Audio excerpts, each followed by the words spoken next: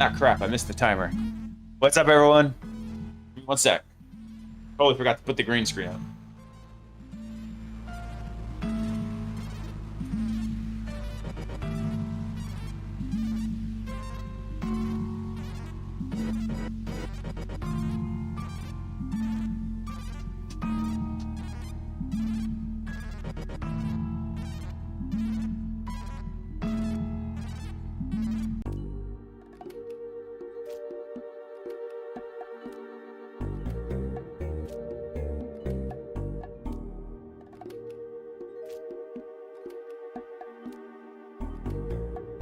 Hey, Deadbeef, you've got me thinking. Backcountry roads take me home.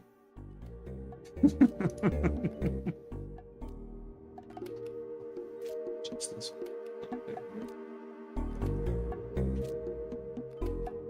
That was not what I intended. Okay. There we go. All right, what's up, everyone? Happy Monday. Oh, dude, so I've been a little busy today. And so I had meant to actually hop in a cold tub earlier in the day. I'd like to do it about midday. It's like a reboot for the day, and I forgot to do it. So I hopped in there just for the stream. This thing's got water in it. It's about, I'm trying to think, it's like 42 degrees. And I hadn't done it, obviously, in over a week because I was on vacation. I've been real busy. So I hopped in there today. Man, it hit me like a damn sledgehammer. Just wham! So like these muscles right here, these rib muscles, they're freaking tight. Caution. A virus has been detected. Mini-vate virus detected in the network. I love that the text speak calls you mini-vate. Like you're the German version of mini-wheats.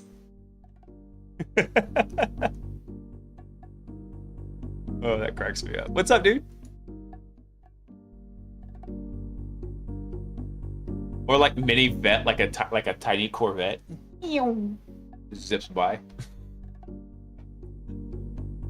Yeah, too good.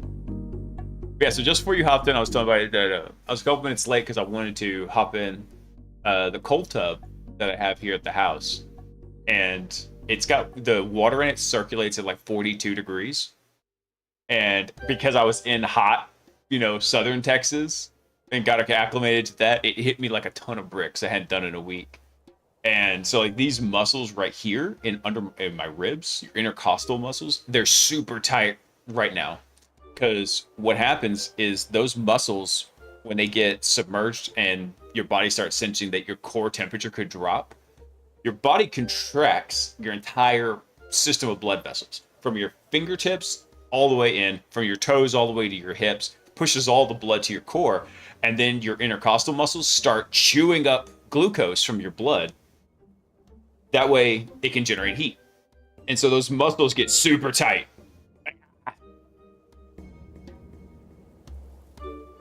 Tambola, thanks for coming online, man. Welcome. Let's see here.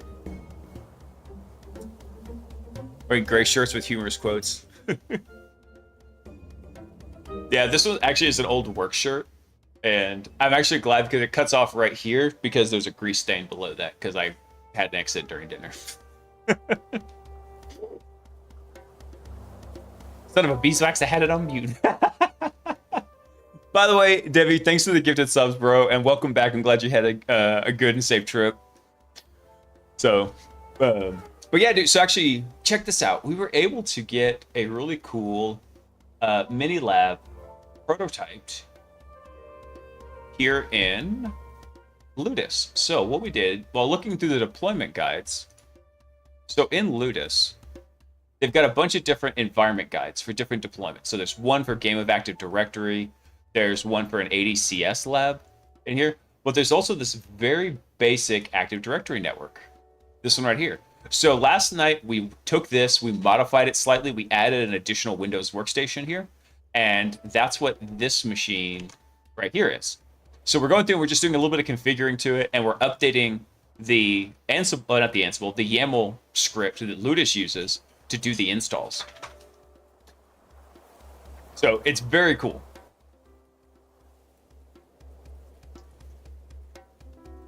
How do I find a description of a disabled account with admin privs on Windows? Asking for a friend. You should be able to still query the description field, Genesis, even if the account is disabled. What that will do is you should still be able to go read all the attributes that you have permissions to read, which by default is pretty much everything except the lapsed password.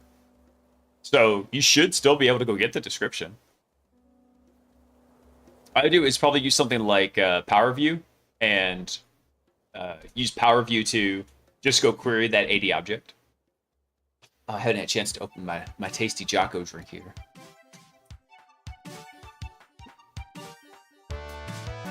So, yeah, someone we both know found the freaking domain administrator password in the description field.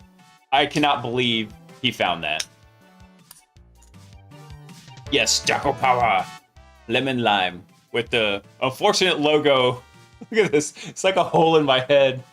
There you go. Hold on. Yo. Because it's perfect chroma green.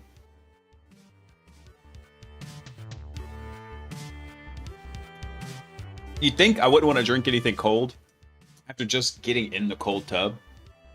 But no, that was delicious. He did get lucky. And the guy that we're talking about, he's a mutual friend of ours, the Deadbeat Pat, the guy who found the domain administrator password in a description field for an account. Super smart guy, too. Really cool. And so he worked on our team for a couple years, went on to, honestly, bigger and better things. Ah, there we go, dark mode. And he's a really cool guy. I still keep in touch with him.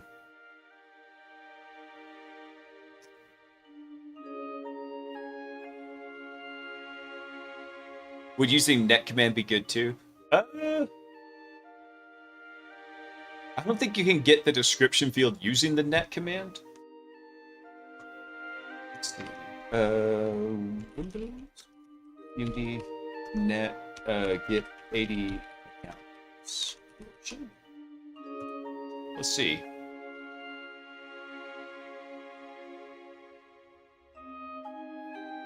I know you can use the net user command.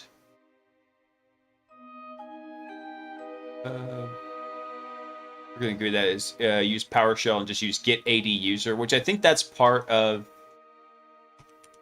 standard management suite for Active Directory. For Active Directory tools. Yeah, so that's another way you could do it here, Genesis. You import the Active Directory toolkit or module from Microsoft, and then you could use get AD user. That would be a real easy one there, and then just have it get all the properties. Let's see.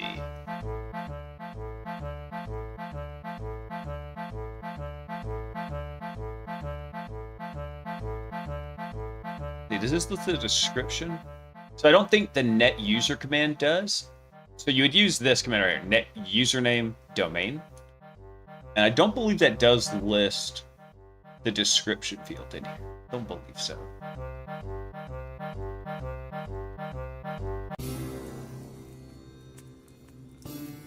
Yeah, that's what I mean, Debbie. Yeah, just query LDAP for it. I don't think there's a real super convenient way to find it.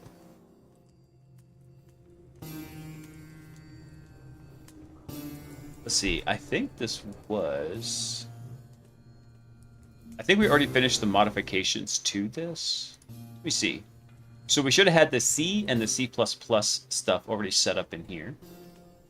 Yeah, cool. We did get that, and that's all the ASP stuff.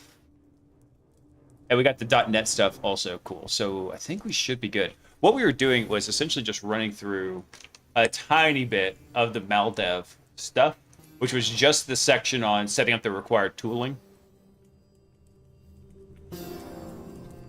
So we need x64 debug as well. I wonder if we can find that in Chocolatier.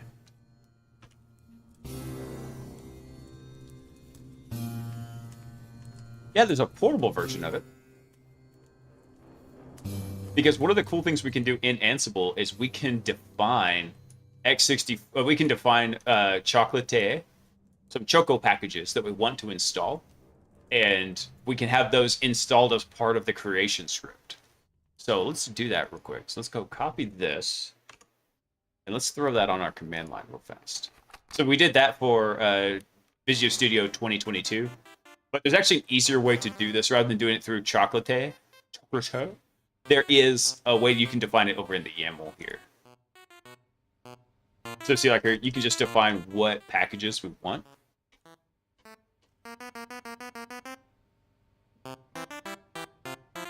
Ah, damn visual setting. Set mouse equals. There we go.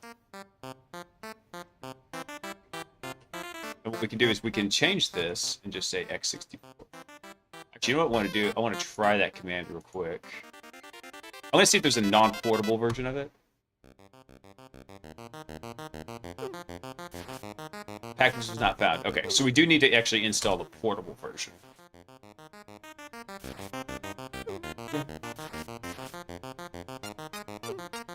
And we'll do install.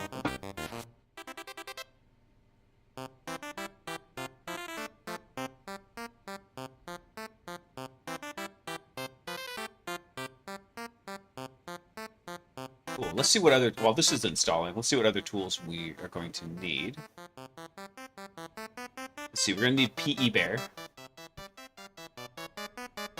Let's go search for that. PE Bear. Nice. By good old Hasher's Aid.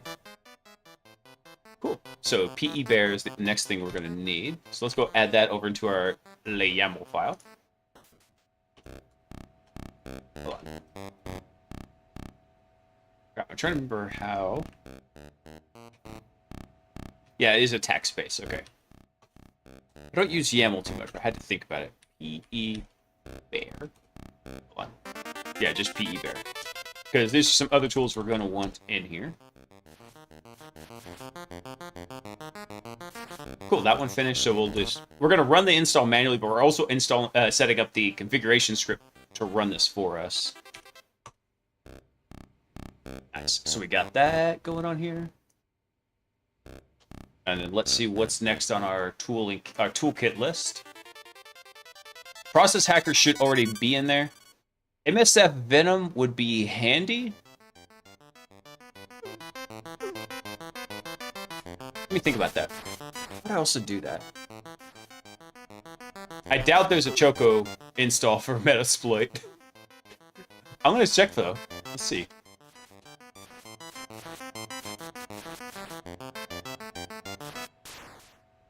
There is not. What about MSF Venom? I'm gonna laugh if there is. There is not. Okay.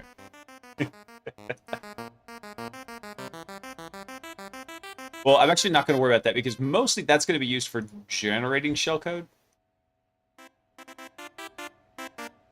Oh, let me think about this. MSF Windows install. Let's see.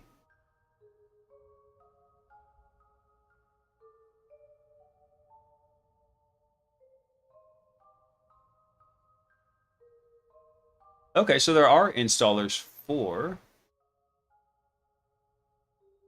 Now, the question is this the. That's for Metasploit Pro. We go over to download. I don't want to. You're killing me, Smalls. Killing me. Let's look on GitHub. Maybe they've got it over here in the releases.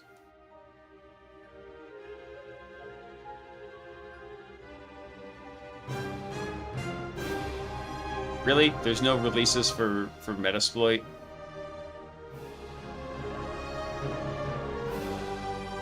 Just the source code. How rude. Alright, well, I'm not going to worry about MSF Venom. Actually, and I'm really not going to worry about it because if we need something, we still have our Kali box. We can always install it through there. So we got x64 debug, we got PE Bear. Let's see what else we might.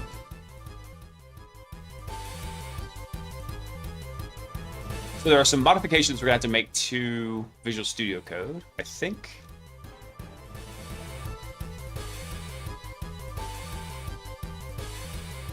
A couple of project templates we may want to try and include in here.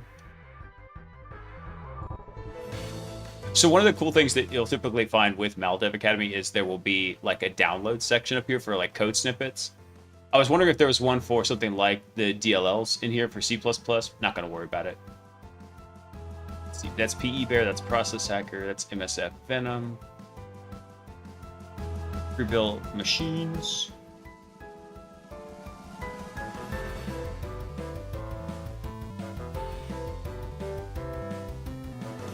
Okay, cool. So that's pretty much the only thing we were going to touch on the stream, because they asked me not to show any of the code snippets and stuff from Maldev. But I figure if we're going to be at least setting up our own machine, we can just run through this one.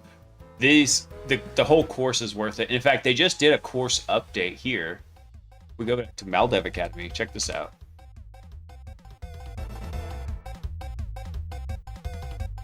Go back. I think it's the code database here.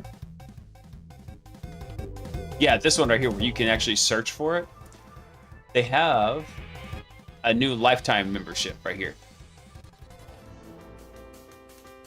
So this is access to the malware developer database and lifetime access to malware development course and database. Oh, okay, so they've got a bundle here. $700 for lifetime access to the database, the code snippet database and the course. And then we already have that, so I'll probably go pick this one up probably tomorrow. I'm not going to do it right now. But this would be really cool to see the code snippet database. Be super handy. But yeah, this right here, maldevacademy.com. I'm going to drop the link in chat for anybody who wants it. But it is super handy. Such a great course. What are the challenges they've got here?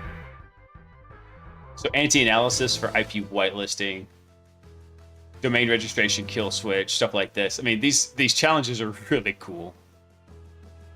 I really do like the course. All right.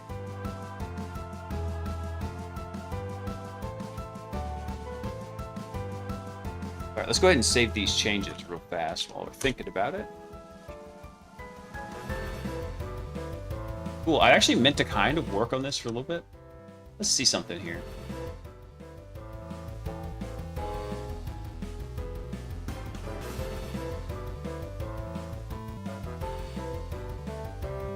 Let's see, so we have some distinct VLANs in here. Now, one of the things I'm trying to figure out, I know there's a way to do this, but the way Ludus sets these up is really interesting, and I know there's a way to do this, I just gotta think about it. So let's say, for example, here, so what we originally wanted was, we wanted something like an attack infrastructure.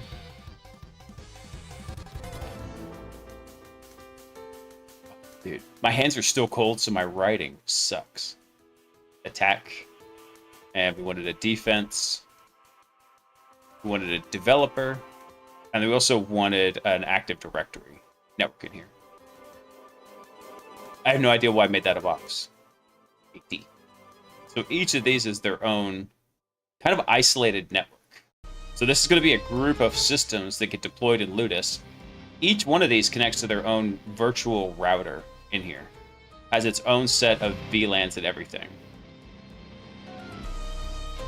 And then each of these connects to like a network plane that is actually on the Ludus server. And then this is what allows them to connect out to the rest of the internet at large over here.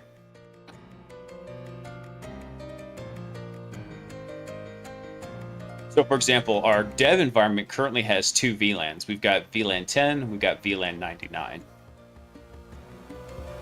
And these each have their own dedicated IP space as well. So one of the things we'll have to kind of see is if there's a way that we can make these interlink between each other.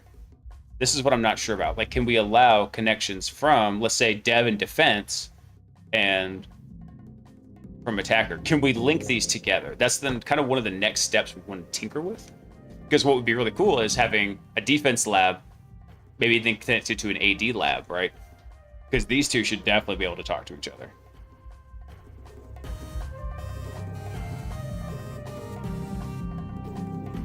So cool. So that's the next step I need to figure out is, can we adjust the networking to let these machines talk to one another? And we can have some very basic restrictions on them, right? So for example, in the AD lab, we can say, hey, this is going to imitate our external firewall. So certain connections are allowed to maybe a DMZ, other connections are allowed to like the internal. Master Dumbo, hey man, doing great. Happy Monday. So we're just tinkering with a home lab a little bit, setting up some cool stuff to get our hacks on in fun ways. We just missed the outline. Hey Chris, what's up, man? Dude, you're in the right spot. I tell folks if you are, so we do a lot of stuff here on the street. We have a good time. People come in, they ask questions. Feel free to. I love teaching. I've been in penetration, offensive security for 6 years. 4 of those years I taught at Black Hat, a course with my man Dead Beef over here the last couple of years, and we were just having a blast with it. And so I like teaching. Been doing that for a long time. Been in IT for 14 years now. So before I even had my kids, and so it's been a wild ride. So welcome in. What we're doing is we're just kind of brainstorming how we want to set this system up. Because each of these Ludus deployments has their own little router. And I need to see if there's a way that we can link these together. Like, can we say, hey, can we tunnel this stuff? What do we need to do? The router is set up in a way I don't understand yet. So, Dead Beef, I might be reaching out to you for your epic graybeard knowledge. Because I understand the networking, but the implementation of the networking is a different story. See, like, for example, here in the YAML, we have defined rules that says, like, okay, only allow Windows to Kali on 443, right? So Kali, right, let's document that real quick here in our design. So this is going to be the Active Directory environment, and this is going to be the attacker environment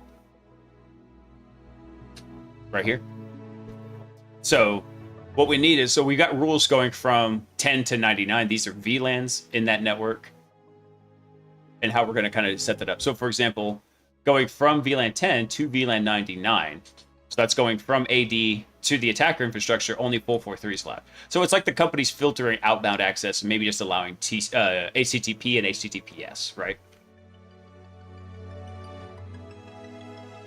Just started studying the Google CyberSec course. Dude, that's great. It's not a bad idea just to find some place and start digging in. And then as time goes on, basically your brain's going to start building foundations for understanding and compartmentalizing that knowledge, and you'll be able to grow on it. Actually, I was thinking about this earlier today, where I was doing my best thinking, which is on the toilet. And I was trying to think, like, hey, what is my learning process really like? And really, my learning process is I learn by imitation. And I was trying to think about it, and I was like, back whenever I did martial arts for a very long time. And I started thinking about it. It's like, that was where I really got the first idea of study and then enhance. So what I mean by that is, in martial arts, you basically, when you start learning a new kick, a new form, a new takedown, you learn it by imitating what your instructor is telling you, right? And then you do that repeatedly, and then over time, you just begin to kind of tweak it. So you kind of like a drilling action. So I was thinking about it, it's like, you know what? I did the exact same thing when I was going through my first IT certification for Cisco. I would just go into the Cisco lab, and I would just set up a network. Didn't really matter what it was. I would just go set up a network and just get used to that process. Like, hey, here's how I get a basic network set up where things can talk to each other. Here's how I do this. Worked out great. And I just did that repeatedly till I got really comfortable with it. And then I just started adding little jazz to it. Started adding some extra features and building onto that. So as I thought about it, like, understanding that learning process really made a lot of sense after I started thinking about it.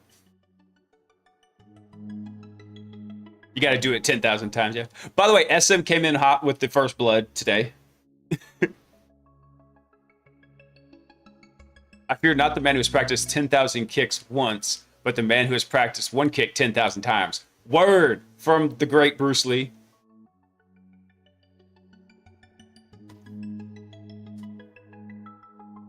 Yeah, and if you're lucky, you find something really interesting that gets your imagination going. Yeah, exactly. You want to know why I chose to take the Cisco networking classes? I think I've told this story before. So if anybody remembers and gets it right, I'll hook you up with a little something. But if anybody remembers why, everybody knows, does anybody know, let me ask that, why I took Cisco networking classes? It wasn't my initial go-to when I started back to college in 2008. You know, I was caught up in a lot of the 2008 turmoil. So I, like many others, went back to school during that time. And I was actually going for cybersecurity, ended up pivoting hard over into Cisco. Something with IT. You're close, SM. Yes, it was something with IT.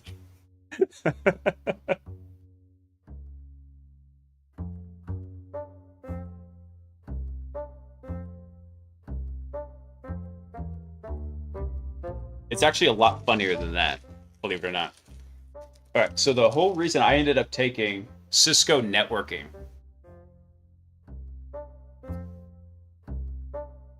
Yeah, you're kind of close there, SM. You're dancing around it.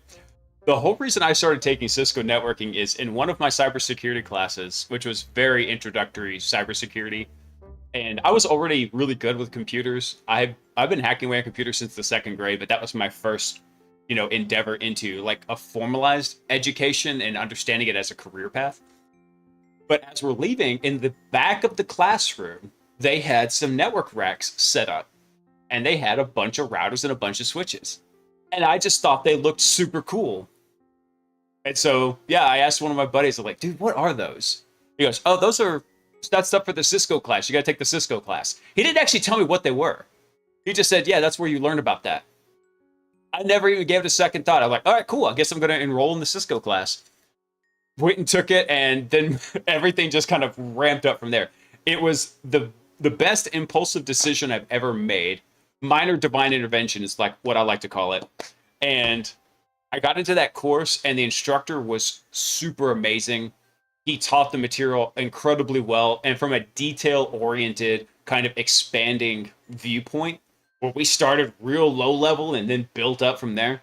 And it was a very good foundation on IT for me, just that particular course.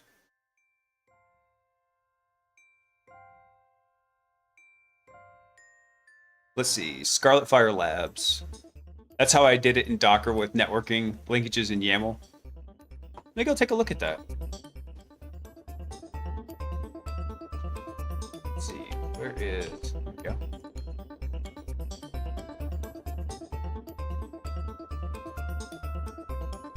Oh, this is a Docker Compose for... Okay, yeah. It's a little bit different for Ludus, the way it's doing it. Because like I said, every time we define these networks in here... So for example, we look right here. Let me blow this up to full screen. Right, so here's our network rules. So inner VLAN default is to reject, right? So what we've done is then... We're basically have an implicit deny statement that says traffic cannot go between VLANs, but then we go and insert some permit statements into here to allow those things. Yeah, so this is something that's just specific to how Ludus is set up, Deadbeef, and it's fine. But there's, like I said, one thing I'll have to check on is how do we do this? I wish I had thought about this earlier today. I would have asked the guys on the Ludus Discord. I believe there is a way to kind of link these together, but the problem is these can be a little bit different. So what we've also done is we have different users sitting here running these. I'm probably going to go make one more user in here because, for example, every range, so each of these is a range up here. So I'm going to say these are our ranges. Each of these ranges runs as a different user, right? So this one, we actually have a dev user that runs it. Active Directory is currently running under the Blaze user. Defense, I think we made a Defender user. Let's see.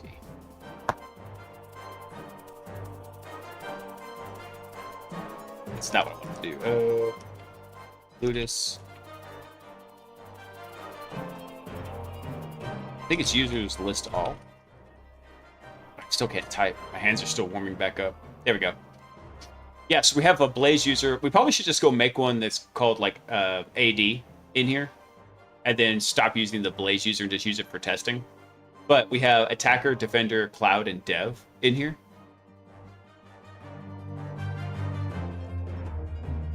Yeah, so this is going to be the Attacker is the name of the user.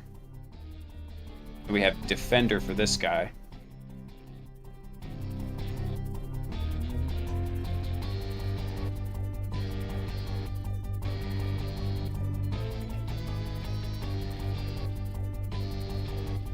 right? The VMs are just labels like for network interfaces. Windows isn't a label. Not exactly sure how they're doing the YAML parsing in here.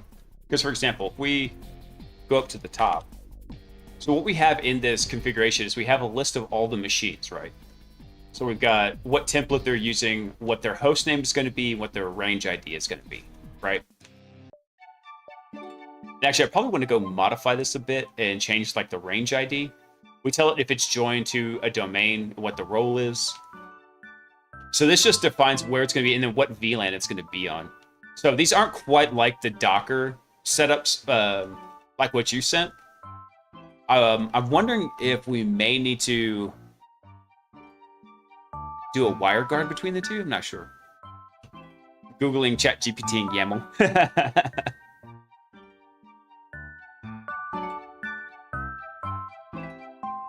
Where's Kali and Windows defined? They're defined up here. So this one right here, this is our Windows 11 attacker right here. And then right above it is our Kali definition. So we start with the VM name, the host name, the template. Here's our Kali template. What IP address it has in the last octet, because it's going to auto-assign the first 3 octets.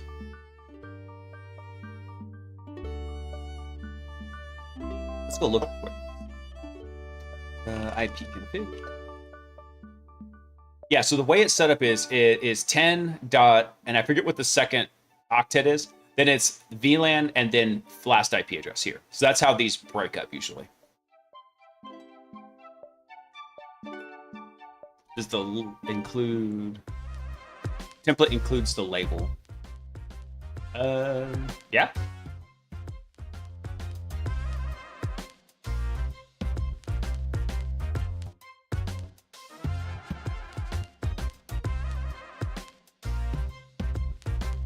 Let's see. So here's our definition. Here's the actual definition for their Windows 11 machine in here.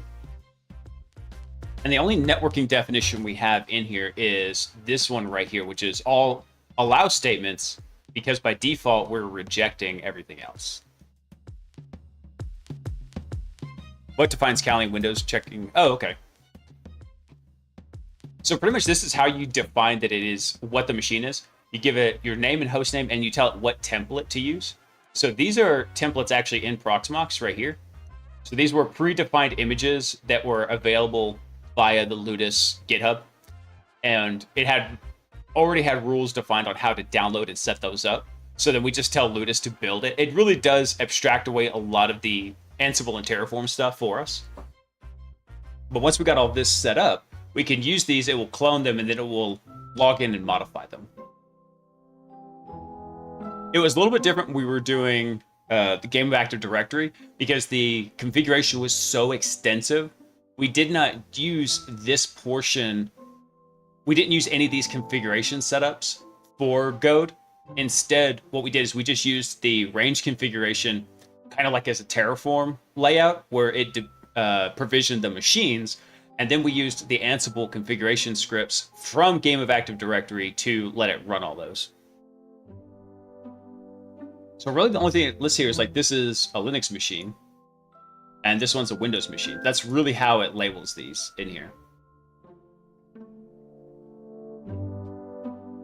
And so we've done a couple of additions in here. So like in Windows, we told it install some additional tools, which is like just helper tools. It's going to install Office 2019, Visual Studio 2022, and then Chocolate is going to install x64 debug and PE Bear also. So we can actually have it go through and install stuff whenever the machine is provisioned. It will go through and install these, whatever these Chocolate packages we have set up.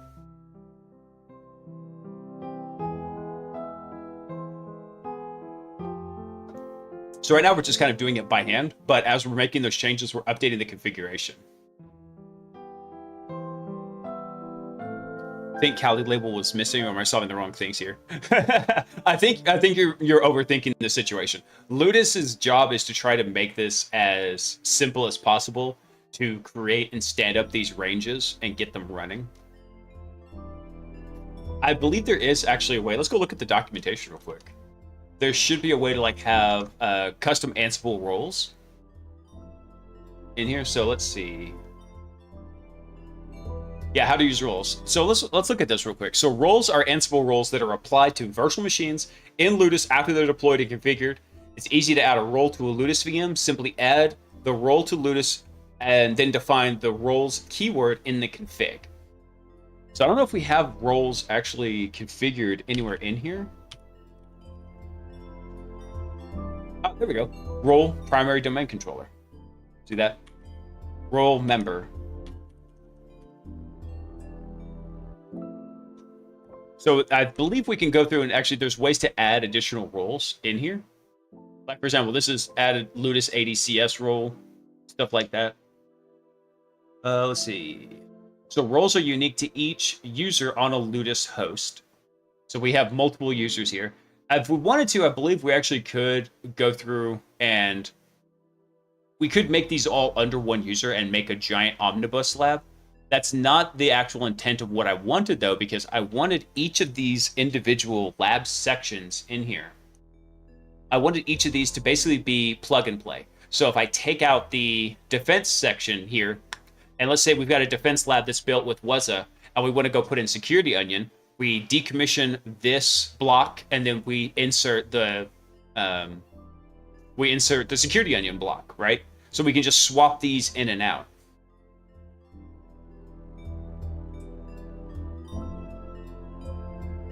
Super cool to add VMs and 80 machines to the domain, yeah. And so, or for example, if we wanted to change the Active Directory, I didn't want to blow away the entire range. And so that's why I'm trying to see how to get these working here. I tell you what, let's go take a look at the networking real fast. Actually, I tell you what, no, before I do that, I really did want to read up on these Ansible roles and how they function. Because Ludus's job is really to act as basically like a Terraform and Ansible wrapper and make it simple on these things. So we could go develop custom Ansible roles that, correct me if I'm wrong, Beef, but if a role is applied, that basically takes a section of different scripts from Ansible and runs them against that host, right?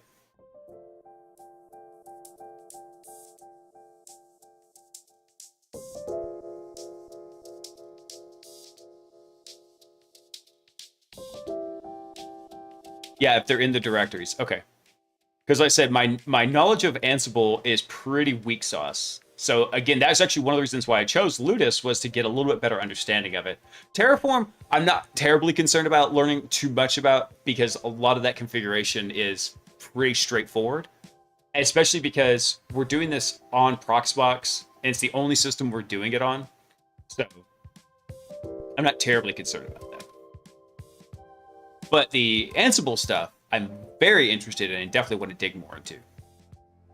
I know a lot of guys that they would actually use Ansible to, anytime they had to do a pen test, they would spin up their own, basically micro attack, or they spin up their own attack machine on like a virtual machine, and they do Ansible to go through and do all their favorite configuration changes to it.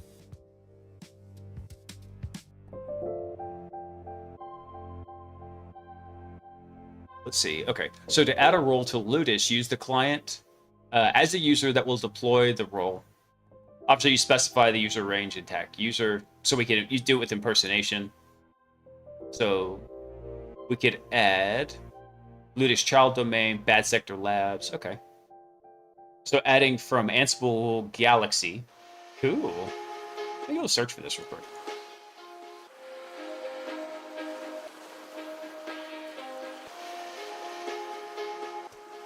Ansible Galaxy.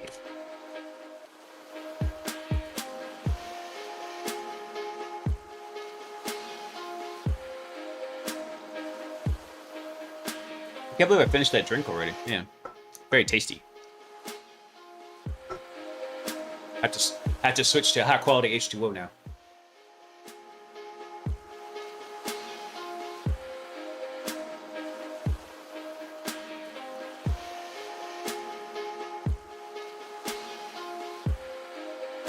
Okay, so this one here it's an Ansible role that installs ADCS on a Windows server and optionally configures certified pre-owned templates. Nice. Awesome.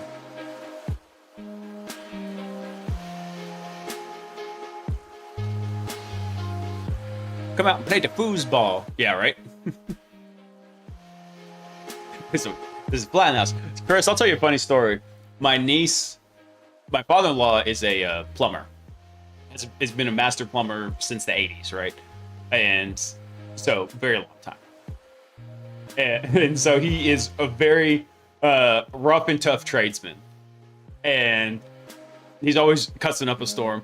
And my niece, when I think she was like, I don't know, 3, maybe 4, a fly had gotten into my mother-in-law's house.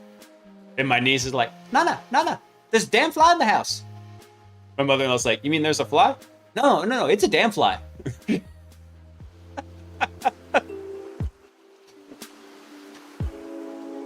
She also came in one day because she wanted to go outside and play. And we said, no, you got to go put your shoes on first. She runs around the house looking. She's like, Nana, I can't find my fucking boots.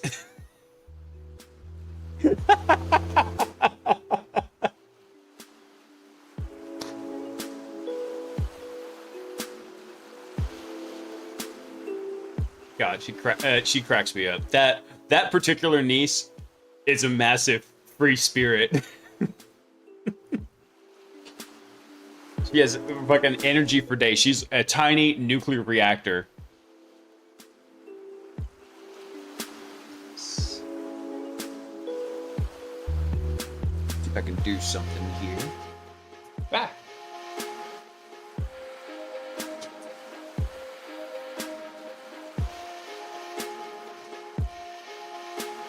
How much power this supplies? We're gonna find out.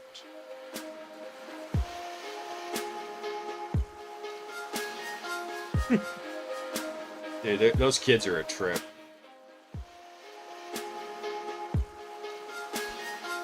There we go. I'm probably gonna trip over that cord later and destroy my phone.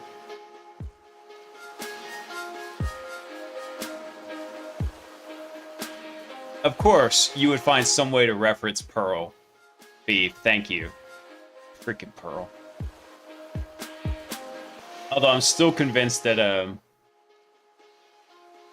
having to do all that sleep code for the helper script was my my karmic payback, or for always giving you crap about Pearl.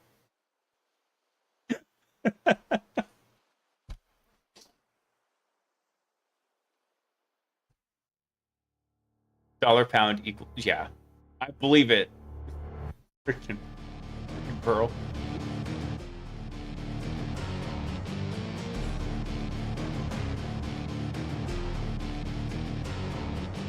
Ooh, neat. Okay, so this has all the different escalation paths installed. Okay, cute.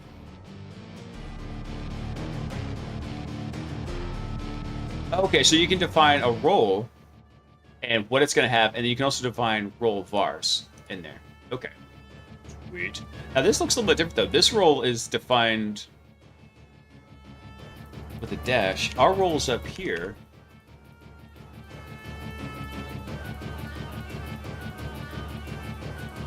Oh, so this is a little bit different here. I believe if we're going to define the roles, let's go look back at the documentation real quick here.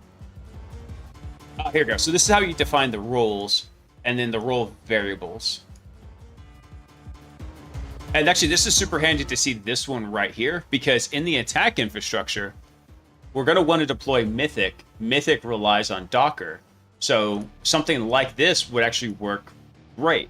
Because what we could do is we could define a third attack box that could just be our... what is it? It could just be like Debian or something. And it could just be running Docker, and we can have Mythic go through and install on that. Yeah, actually, when I saw this, when I thought of Gearling, I saw Gearling, I thought of you, Beef, last night when I was looking over this.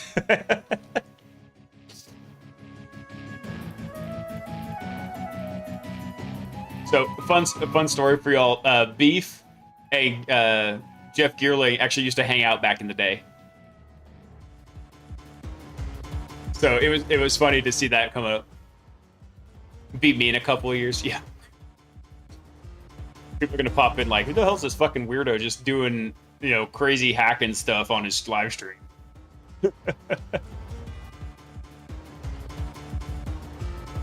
Let's see. Oh, okay, so these are a couple Ludus-specific rules here. So, runs a Vuln Hub environment on Linux, ADCS, Bloodhound CE. I wonder, actually.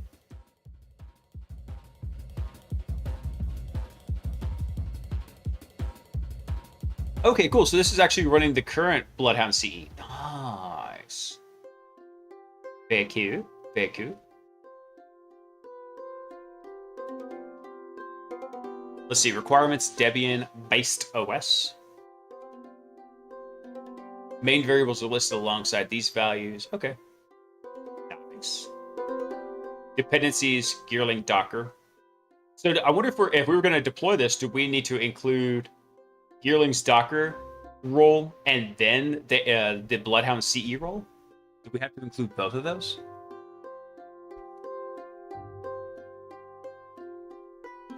I'm curious, actually.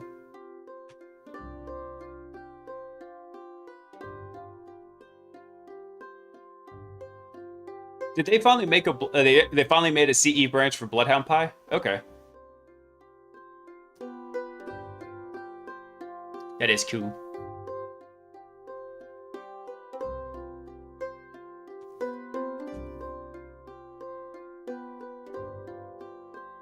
Okay, so in the main YAML, it's listed.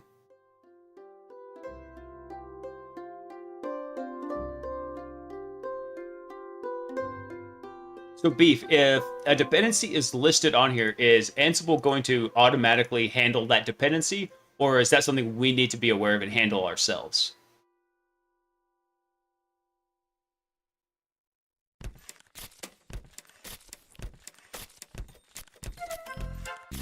Yes. I assume it's part of Galaxy. Okay. We might try that then.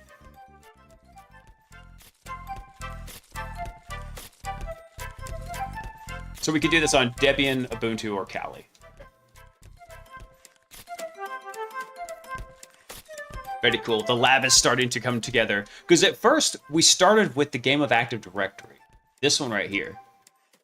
And if you notice, like, so if we look at the deployment steps for this lab as it sits right here, it's literally just this one YAML config. That handles that entire setup right there. But this is not where we started. We started with Game of Active Directory. And Game of Active Directory's deployment path is vastly different. There's a lot of pre-configuration that you've got to get up and running and set up for this to work. So doing some template builds, creating the range. And so this is the config YAML for this. So you notice how there's nothing really kind of set up in here that is unique to like Ludus. It's all very Terraform. And then once we set that up, we actually go through and set up Ansible. We set up an Ansible inventory, and then we run the Ansible scripts from Game of Active Directory. That's how it was done. So it was a way different deployment path. And while it was really interesting to go through, and we learned a little bit about some of the moving parts, it didn't actually kind of explain a bit more of the power of Ludus as this one did. So things like understanding the roles and whatnot, and how we can apply those. And we can basically set this network up as infrastructure as code. That's what we wanted, was something that could be slottable infrastructure as code in here.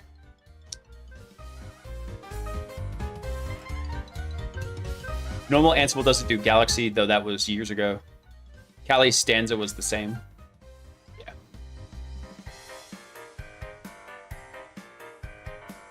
So there's also an Elastic container, there's MS SQL, there's an XC backdoor. That's actually a really cool one. Oh, they actually have a thing for setting up Windows Commando VM and a Flare VM. Flare's really more for like malware analysis, isn't it?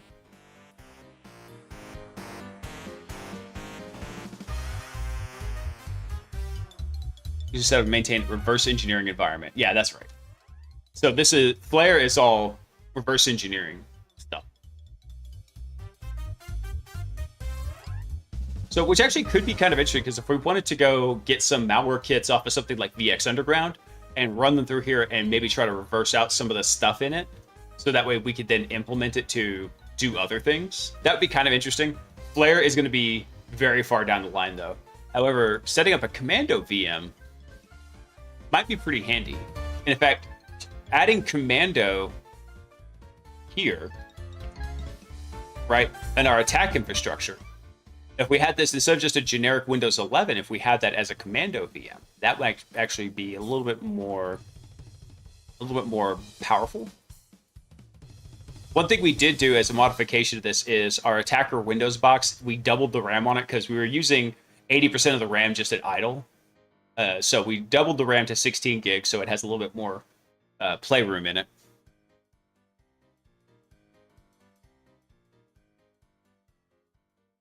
If I make this into a lab that's going to be like presentable at talks, Beef, I'm going to give it a ridiculous name. It's going to be something that's really long, and when you turn it into an acronym, it's going to be something totally inappropriate.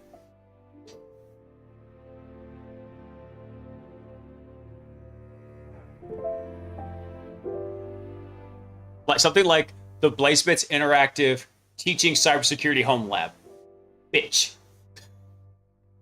I'm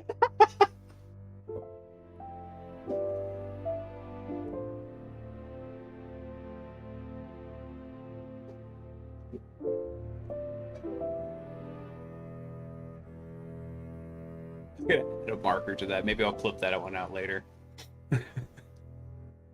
Actually, I submitted one too. So there was some talks about some exploits that were happening to around Windows, and there was a way to do like a security privilege escalation inside the default terminal emulator. And so Rasta Mouse was joking about, hey, I'm going to make new courses, but only if they have highly inappropriate acronym names. And so I suggested the Certified Red Teaming for Apple proprietary logic environments. So it shortened to CRAPL.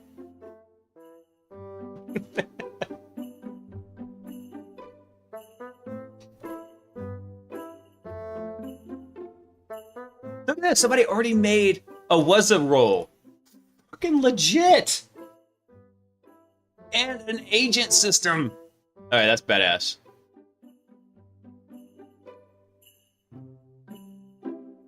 Oh, that's so cool. I wonder how these will interact with each other, though.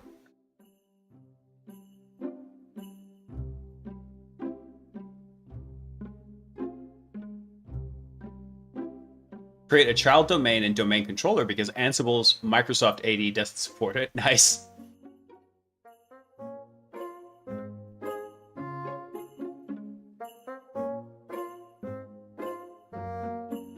Let's see.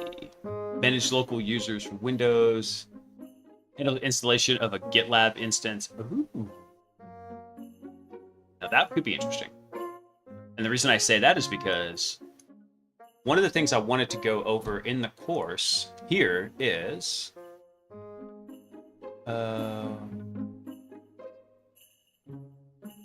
we have the DevOps for pen testers course. And I believe in this, he talks about using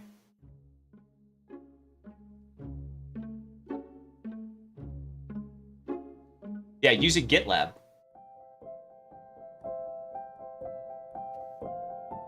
Let's see. So this course will focus on building our own CI/CD infrastructure with GitLab and TeamCity. So that might be something to put into the dev environment. So we have the dev environment. We've got we're gonna have basically this setup here.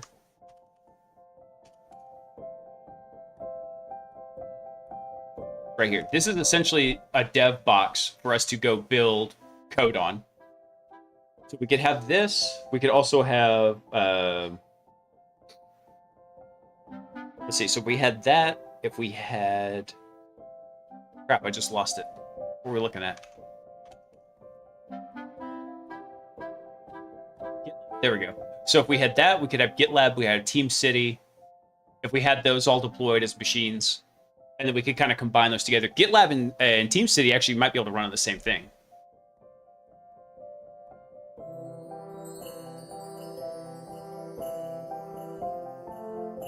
But on this outbound WireGuard?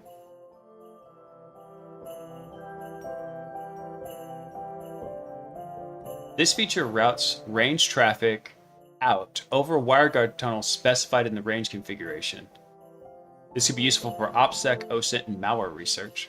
So while enabled, Ludus users can still interact directly with VMs via RDP and SSH via the WireGuard tunnel, and Ludus can reach the VMs to configure them. Interesting. Oh, this is available in Ludus Enterprise. Okay. We'll have to see how much an Enterprise version costs. What if we look at the regular networking lab here? So, yeah, so this is what we were just talking about right here. So we've got this setup here in Proxmox. We've got this is a router for a particular range. So we've got the WAN, we've got a VLAN.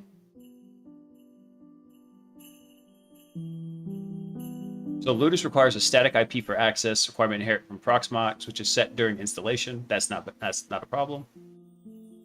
Let's see. Ludus uses the testnet. Yeah. So we have WireGuard. We've got a netted VMBR 1000. So one thing we did have to change on this a little bit. How did we do that? Hold on. We made a modification to Ludus to make this work. We added a second networking interface so that we could access some of these things without needing to... I'm trying to remember.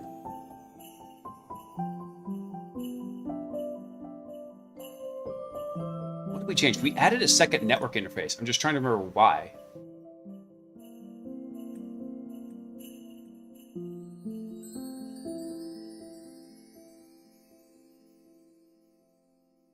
Oh, I remember why. It's for a machine we don't have anymore. We had created a Kali machine in here that we were trying to allow it to get a DHCP from the home address and then be able to connect directly over into something in the one of the Ludus labs. It didn't work, though, because we wanted to have a persistent Kali machine in here. But this machine right here is not it. I think we ended up blowing it away and just deleting it because it wasn't working the way I thought it was going to work.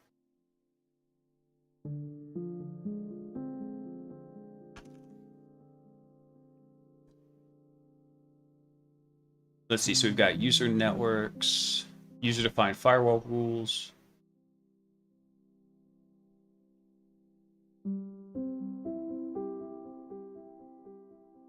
Okay, so when these rules are deployed, first all the user-defined rules are removed before being recreated in order to prevent rules removed from the config from remaining active. During this time, the forward chain is set to drop all traffic, so VMs may lose connectivity briefly during this time. All right. So this has external default as accept.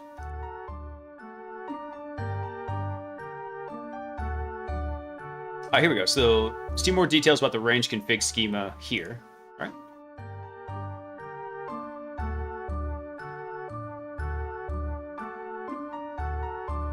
Oh, I see. We just didn't scroll down far enough. This was what we were looking at earlier. Okay. Default rule to apply to traffic between VLANs. Default is accept. Default rule to apply to traffic leaving the range out to the internet. Default is accept. Okay. Define any networks that ranges should never be able to reach, i.e. the land where the Ludus host is located. Okay.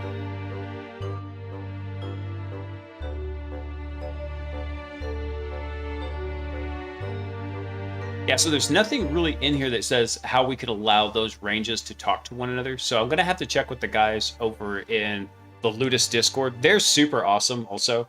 Really like those guys. And see what we could do about how to make those interconnected blocks work. It might be just as simple as, hey, we need to go add a custom configuration to the router. Maybe we can... I don't think you can configure the router directly. I think this is everything that goes onto the router. Like, I don't think we could add an Ansible role to maybe do this for us in the future.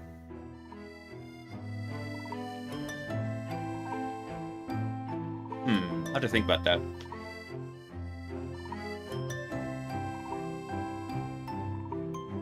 Let's go look at something real quick. We kind of poked around in the Debian router before. Let's go pull up the console here real quick. Oh, it's so tiny.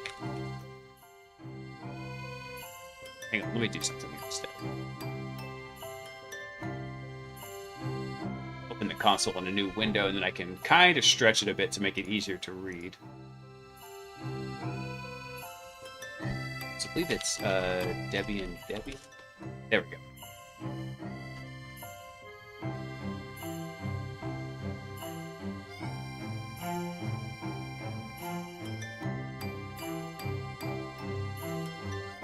So what is the router actually running in here? Maybe I missed it on the networking section here.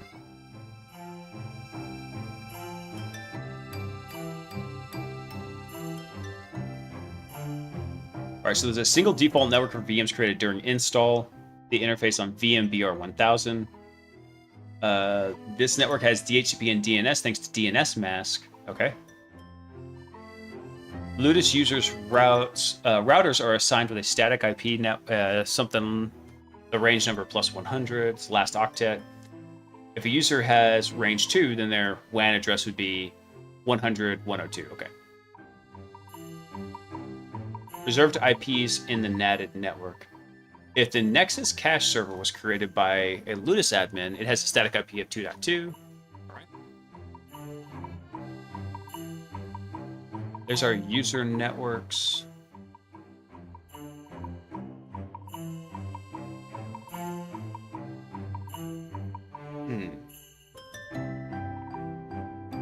Because all networks are within a 10/8. Admins deploying Ludus to the network with 10.8 will need to avoid issuing users with a range number that overlaps the existing ranges. Range numbers are issued sequentially. It's up to the Ludus admin to recognize this conflict to create dummy users for any 10.0.16 networks that overlap the network Ludus itself is deployed to. So, for example, if the Ludus server itself has 10.100.0.123, the 10th created user will cause routing issues if the user is also on a 10.100.0.0.16 network. Okay.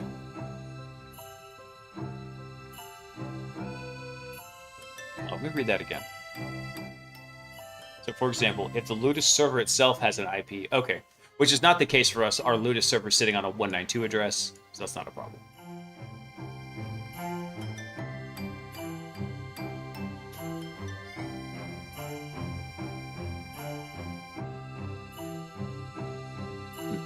I kind of want to mess with the lab a little bit more tonight, but it's actually kind of up and running.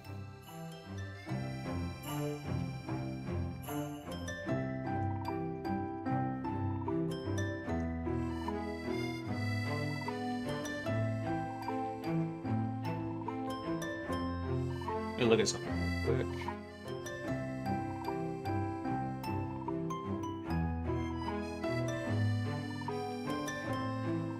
So system control, if we do a list unit files, enabled.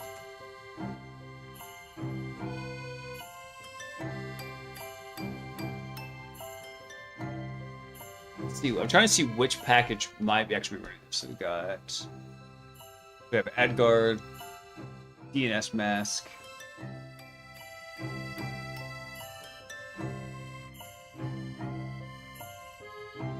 The NF tables? Is that it, maybe?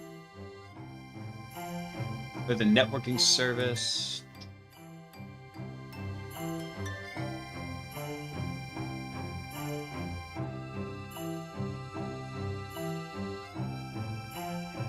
That didn't work.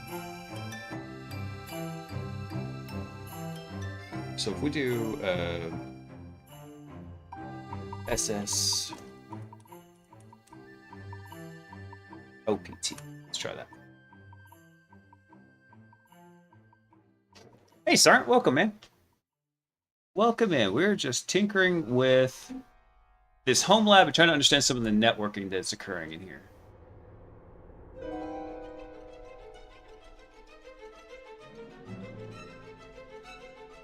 Trying to figure out which service they're using for inter VLAN routing. I think it might be NF tables.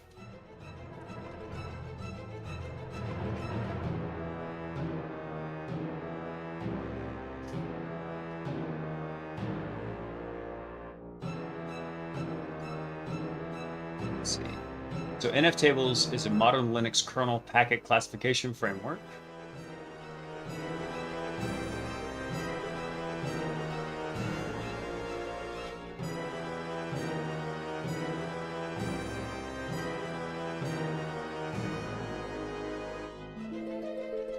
See, user sbin NFT.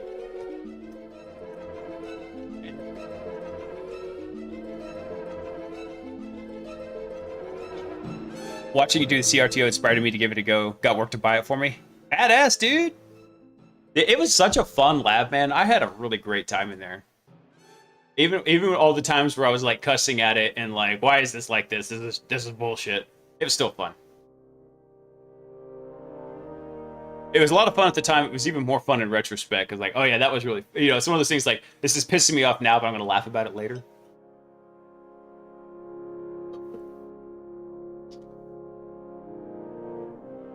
Yeah, glad, man. I got actually a couple messages on Discord of guys thanking me for this CRTO stuff we did on live stream because they said it really helped them understand the material better, like just some of the weird shenanigans we did in there.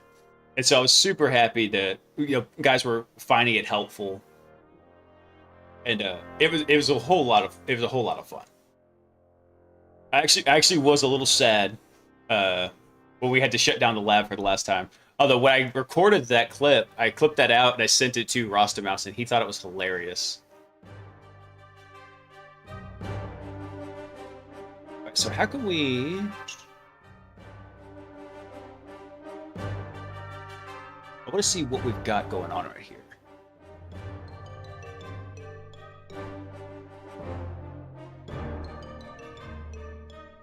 So what are our commands here?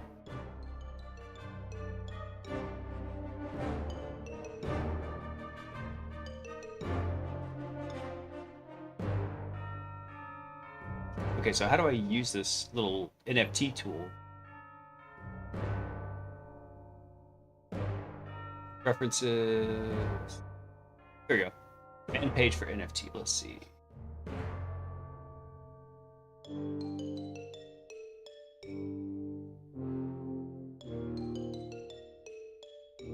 Actually, let's look at something over in Etsy.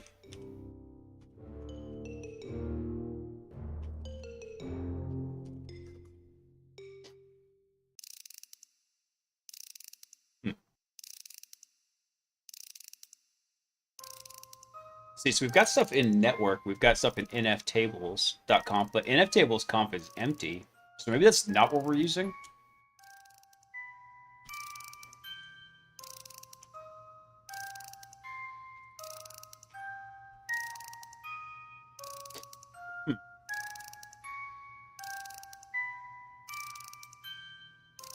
There's no way this is being added as an interface, right?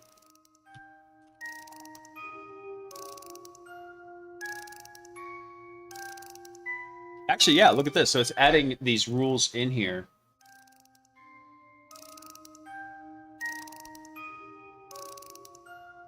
Oh, so these are Ansible managed blocks. So it's doing something with Ansible in here a little bit. So it's using masquerades, it's using it on different interfaces. But I don't see something like the rules that we made that say like, hey, 443 is allowed, 443 is not allowed.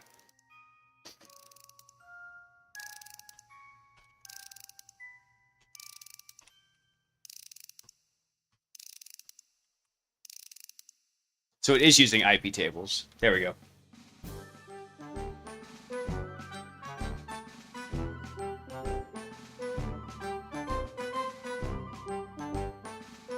That's cool.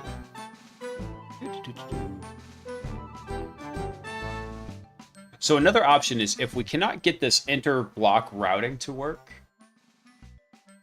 right? If we can't make these interconnections work, Another option could be, is there a mechanism built into Ludus that we could use to just decommission a portion of a range and recommission it? Like, could we tell it, hey, here's the new configuration for this machine, blow away this machine and remake it from scratch? I don't think there is. I've not seen anything in the documentation for that. So, hey, Greylorn, how far have you gotten into the course?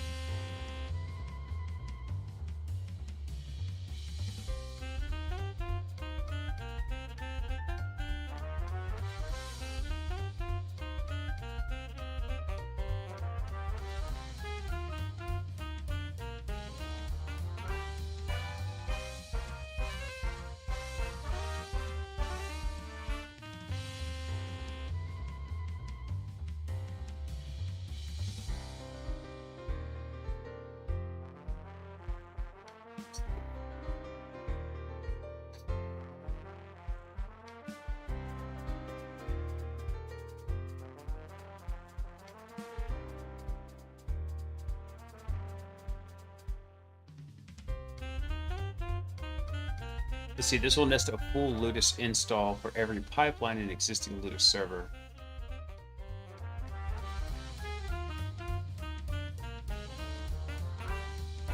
Just to give an example of like why you'd want to use the CD. So to set up a CI/CD runner for Ludus development, you must meet the following requirements: a functional fast Ludus server, Debian 12 template must be built, root access to the Ludus server, a GitLab account with the ability to create a runner token, network access. Okay, so I'm guessing what this is going to do is it's going to set us up a runner and automatically pull down stuff from a GitLab if we make changes to it and basically run it and test it.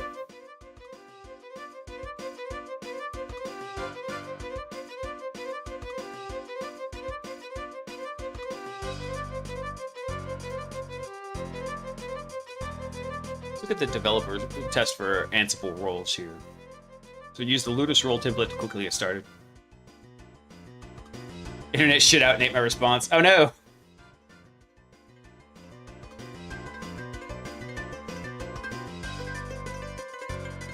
Dude, I was actually a little worried because just as I started the stream, I got a notice from OBS that said, "Hey, we got disconnected. Now we're gonna," and then it reconnected immediately. But getting any kind of disconnect is a little bit odd. So thankfully, it was just the one time. Knock on wood.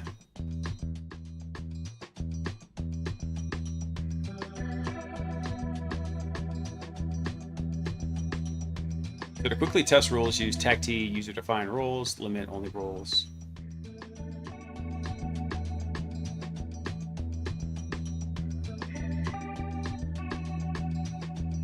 Yeah, like I said, they have a really cool Discord setup for Ludus, so I highly recommend it.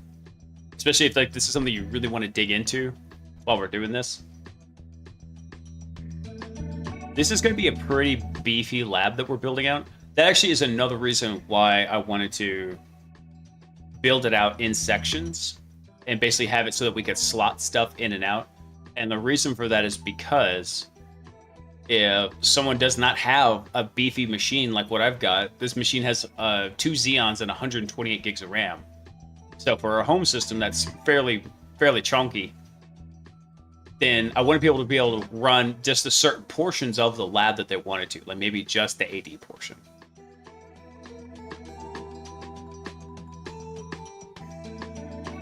So I got into the SQL stuff, then got sidetracked by hard mode and figuring out the artifact kit, and spent most of today rewriting the pipe bypass and patch.c. Oh, that's awesome, dude. You know what? One of the things I did not really cover in the course of like doing those videos, and I may have done it towards the end there, everything was a little bit of a blur leading up to when I took the exam. Because in all honesty, I didn't need to take the exam, but I wanted to take it so I could, one, intelligently speak on it, And two, I put so much time and effort into it. Who's not up for a good test of your skill? But one of the things I realized that I missed, like at the end when I was going over stuff and preparing for the exam, was I completely missed a lot of the customizing of the artifact kit itself. So went through and recrammed that stuff. So if I covered it, I don't remember if I did. It's going to be towards the end of the CRTO playlist on YouTube. It'll be in there where we actually are tinkering with it. I don't remember if I actually did, and that's probably to my detriment. It's covered sufficiently, it's covered perfectly fine in the course. I just don't know if I had anything to add on to it from when we did the live stream.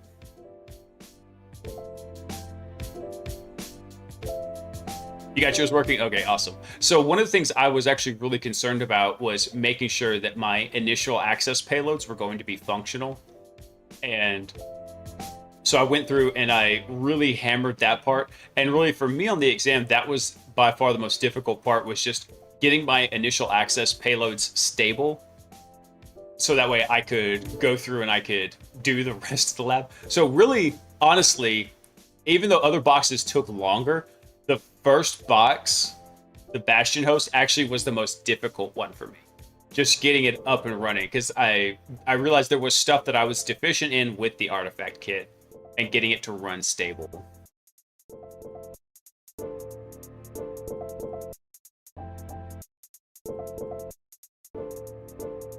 Yeah, I know whenever I first went over it, I completely whiffed on a lot of the artifact kit settings, like the AK settings command. And I realized that as I was going through and preparing and looking at some stuff, and that's when I realized, oh crap, I completely missed this section for some reason when we were doing it on the stream.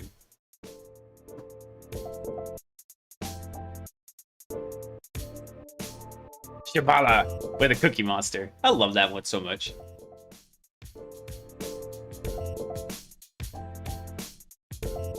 I was really trying to think about how I wanted the little animated emotes to come up, and my buddy, one of my buddies, like we were talking about it. I was like, "Ooh, I got it!" And then that's when we came with the Cookie Monster. It's kind of like, here's everything you need to do. Oh, by the way, the exam has Defender, right? So most of the stuff we did, Gray, though, in the lab was all with Defender, and I feel like this could just be perspective on the stress of the exam, because I did, like I said, even though I didn't need it, I wanted to take it very seriously. So whenever I was going through it and trying to get that first initial connection on the Bastion host, I don't know why, for some reason it felt like that Defender was turned up to 11. It was a little bit more strict and troublesome for me.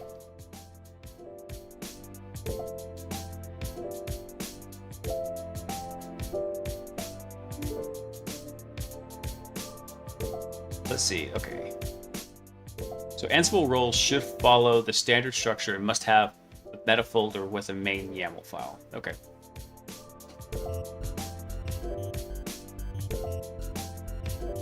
Oh, cool. So over on the GitLab, they have, or on GitHub actually, which is funny because I thought they had migrated all this stuff over to GitLab.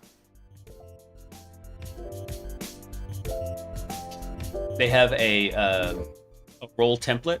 So if we go through and we create something in here, we can use this as like our baseline, our boilerplate. Ansible role thing. Ansible role that installs something on. Yeah, this is funny. It's a warning about something in the role. Okay.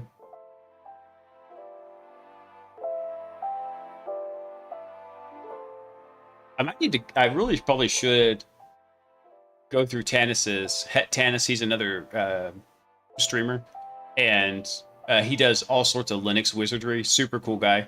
So if I go through his stuff, he has. Where is it? It's not that one.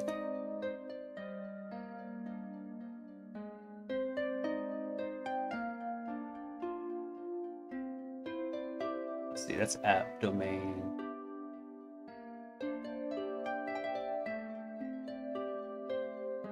I Actually, we reopen those 2 tabs because those for something for later. I got too many damn window tabs open.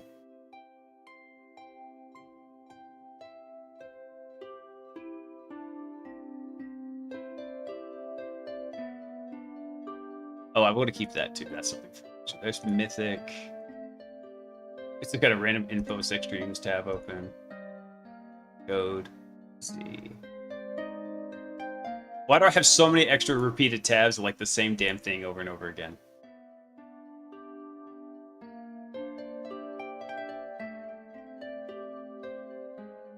There's our notes for what we were doing for PowerShell.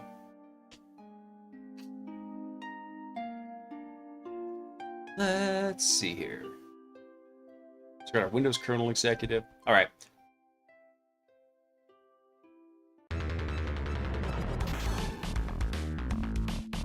So let's try something real quick here. Oh, damn. I get what the idea here is, right? The idea is that every range should be isolated to a user.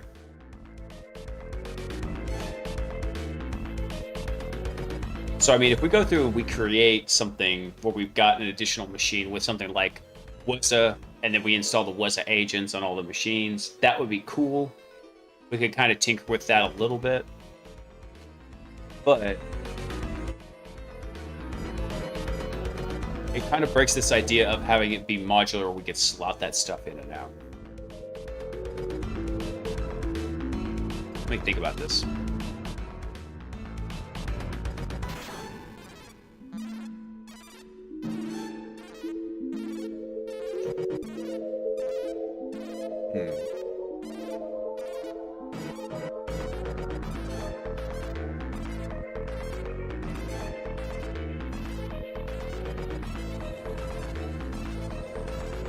Sure how else to kind of approach this.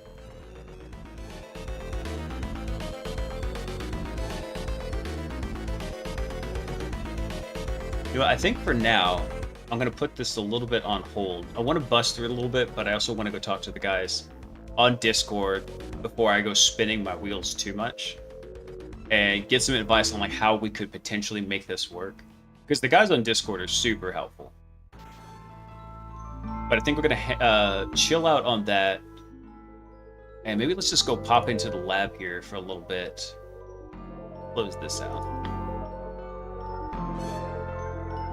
And just mess with the PowerShell stuff a little bit more here. So we've got Visual Studio set up. Close that.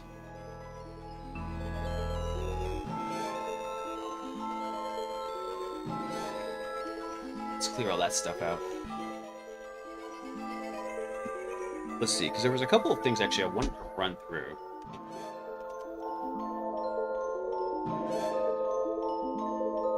Let's see, we kind of went over this last night where the different API calls have a prefix to them. Basically depending on like, hey, this is where each of these kind of goes.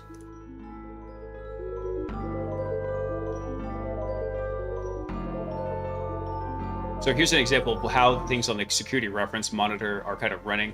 So inside the kernel, we have a security reference monitor that does access checking. So like whenever a user process has with an access token wants to access something, it passes that over to access check, and it requests access to the resource. That resource has a security descriptor, and then that gets passed over to it, and it tells it whether or not it gets access or not.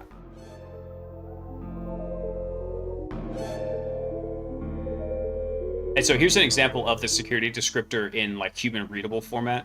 So the S tells it, hey, this is an SDDL format, which is technically human readable. Well, actually, this is something cool I didn't know. So the TAC1 is pretty much always fixed to a 1 right here. This is telling which version of the SDDL language it's using. And then the second digit actually tells it what security authority it's using. So 5 denotes built-in authority. And then last thing is relative identifiers. So that's the NT authentication group in here. So I think this is built-in and then users. I believe that's how this is laid out right here. Let's check here.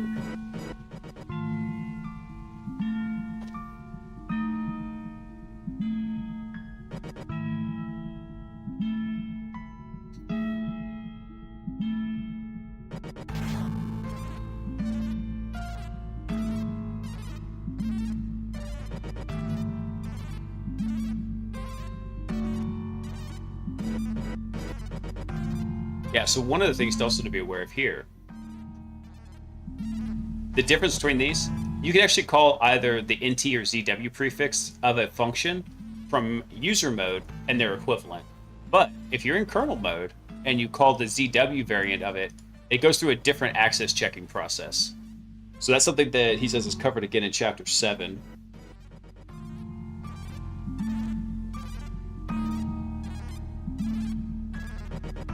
Let's see. So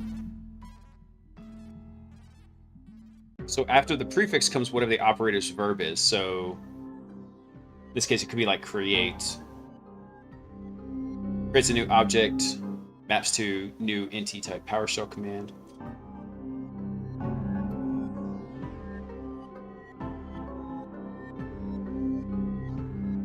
Query and set information. Okay.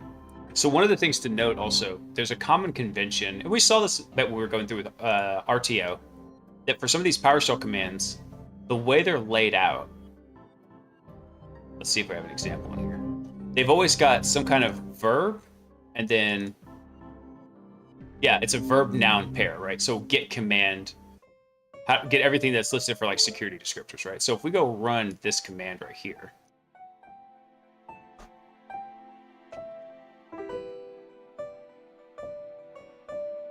you see we get this big long list of things that are coming back. And what's cool is it also tells us what the source of it is. So this is NT Object Manager, which was the one we had just imported as part of doing the PowerShell stuff. So we got lots of interesting things listed here. So certain system calls perform types of operations. So NT query directory file is used to query entries in a file object directory.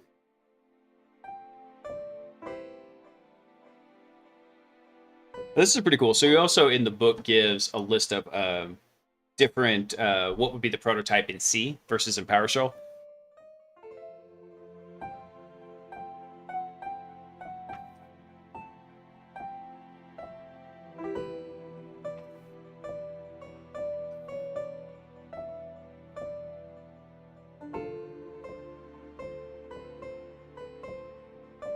Oh, that's so cool.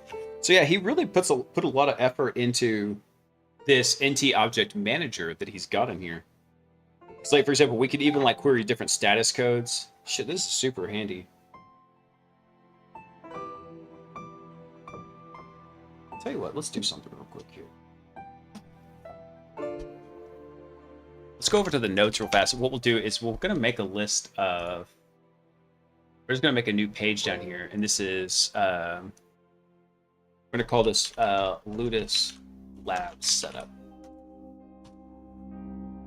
Because what I want to do is actually, I thought that'd be a really cool case of being able to make a very simple Ludus config that could go through and basically set all this stuff up, right?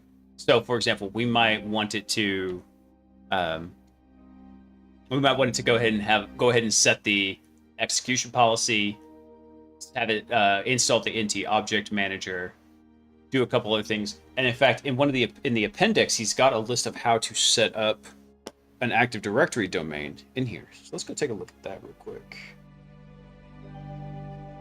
That's on page 535.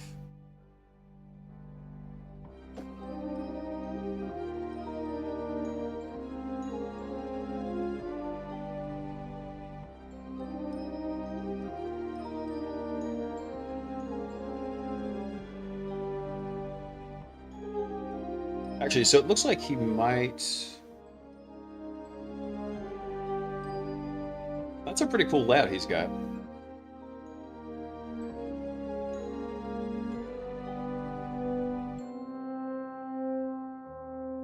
Oh, this is actually kind of neat. So he actually walks through how to set this Active Directory up on a system with Hyper-V.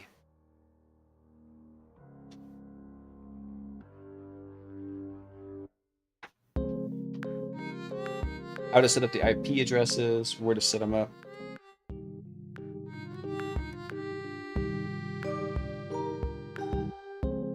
So you have a primary DC server you're going to set up.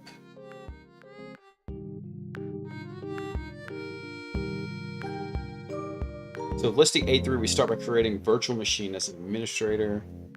We do the installer image, which is server.iso.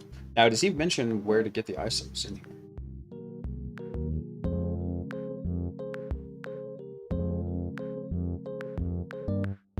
It's kind of cool that he goes through and explains how to do it in Hyper-V. Even though I actually hate Hyper-V and cannot stand it. Every time I try to use it and I think, hey, that's actually a really cool feature, let me go test that out, it just bites me in the ass. You can only get your ass bit so many times where you're like, screw this, I'm out. I got code set up in my home lab. Nice. So we actually may be able to just use Goad with this.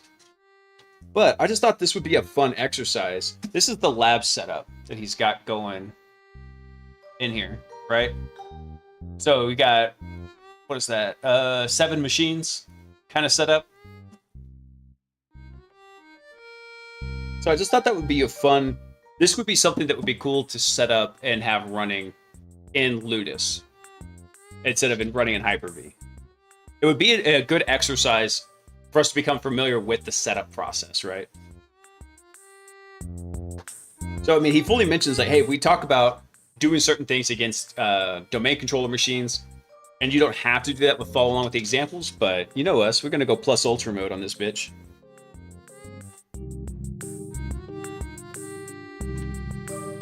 Let's see. So we've got, we have a primary domain, 2 subdomains, and because they're actually they have 2 child domains, because we got those 2 child domains, they're going to have a bidirectional trust to them, which makes pwning quite a bit easier unless they're using filter SIDs. So the root DNS name for the forest is mineral local. Then we have engineering, we have sales.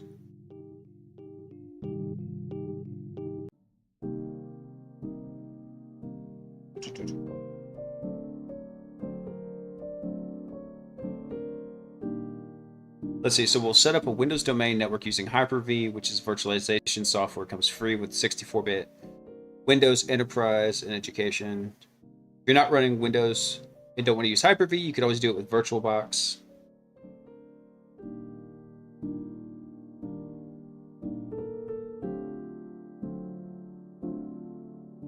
He does static IP assignments, which is fine for Ludus. Let's see. By the way, for anybody who did not know, this is James Forshaw, his book, Windows Security Internals, and it's all done with PowerShell. So it's super cool.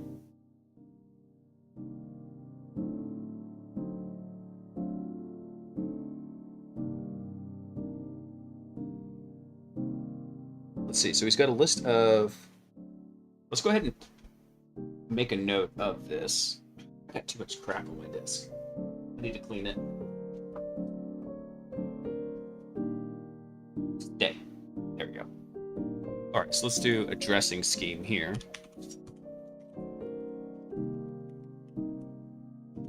We'll put in a table. So we're going to have the host, and then the OS, and then the IP. So first host we're going to have is going to be primary DC. That's going to be running,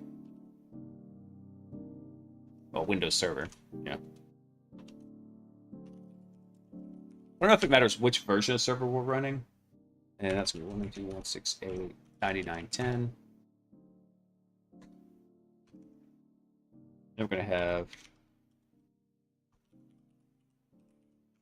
Graphite. That's going to be running Windows Pro. 168.99.50. Then we have Cinnabar. Like Cinnabon. That's going to be running server 192.168.99.20. I'm already disappointed that his list is not in IP ascending order. Let's see, so then we're going to have, what's the next one? Sales DC. That's going to be running server. That's going to be 192.168.99.110. gold. So it's like we're imitating a mining company. That's gonna be professional. 168, 150. And then we're gonna have engineering DC. So we'll have an engineering department on a separate sub or child domain. That's running server. Although I do find it funny that all of these are running like on a single /24. And last thing we'll have steel. Blue steel. Ferrari, Latigra. It's all the same look. I feel like I'm taking crazy pills. 220. There we go. Ever since the CrowdStrike issue, I've noticed a lot of people having Wi-Fi problems with various different providers. Not internet, but specifically Wi-Fi and other things. Is this all related? Do you mean like they're having trouble with Wi-Fi in their home? Because if they're having trouble with Wi-Fi in their home, that could be a weird issue. If they're having trouble with, like, let's say, public Wi-Fi at a coffee shop. No, I mean, I'll tell you the impact of that CrowdStrike fiasco. I like to call it CrowdStruck. You've been CrowdStruck. A lot of folks that were having that issue, it affected lots of weird systems. My wife at where she works, they had a particular server that they use that's a one-off server that's used just for her department, and it got hit with the CrowdStrike issue. So they're having to go recover that. So it's feasible that, hey, if you had something running that was like managing Wi-Fi for some way, and there's so many freaking cloud-linked services now, who knows? It's feasible. Yeah, Clown Strike. Yeah, dude, the memes were top tier.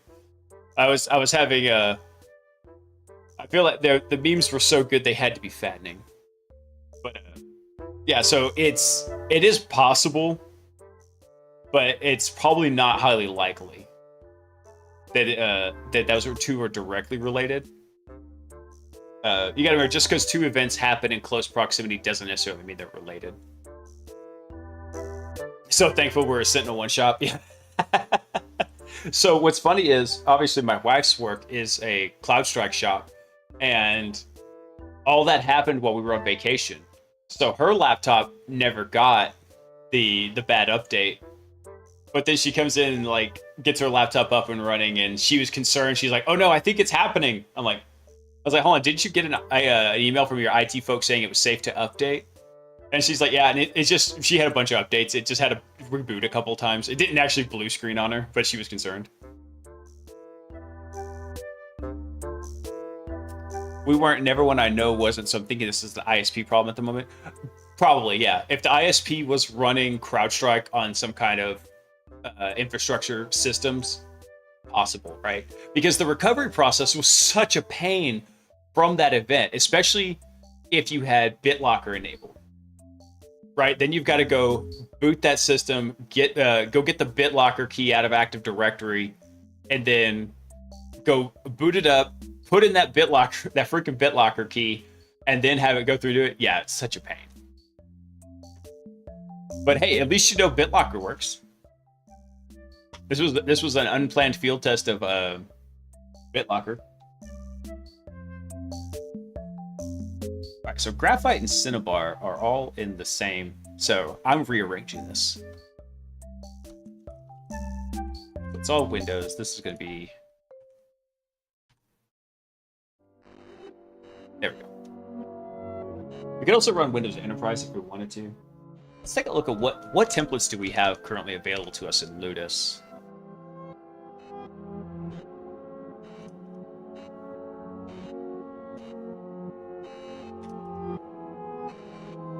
Oh, good. Here's our load. So we have Windows 11 Enterprise. So we could do Enterprise. Probably what we'll do is probably run these as Windows 10. Yeah, I think I want to do it that way.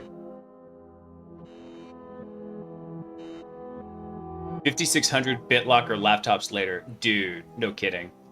I read a horror story of some manager that didn't understand the workload that he was asking for, of like their 1 to 2 man IT team to recover all their systems. He's like, you realize to do this, it's like 10 minutes a machine, right? And there's 2,000 machines. You're talking 20,000 minutes, right? And so what is that? Let's see. So 20,000 minutes divided by 3,600. Oh no, 60 minutes, because that's 60 minutes to an hour, right? So you're talking 333 hours to get that working again. That's if it only takes 10 minutes per laptop. That's assuming you've got something set up where you can instantly get the BitLocker key, you can do this, and you can run a script. Let's just say it was only 5 minutes, right? That should have been divided by 5. It's been divided by 2. That's still 166 hours. That's one person's entire month of allotted hours, right?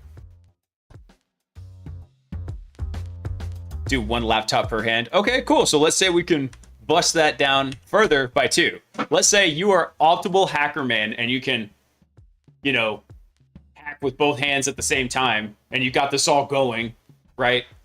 It's still 83 hours for one person to be able to do this. 83 man hours. So it's just kind of ridiculous. 2 4 at a time. Yeah, that's right. You're using hands and feet. Not going to show y'all my feet because y'all are a bunch of degenerates. They'll end up on only feet or something.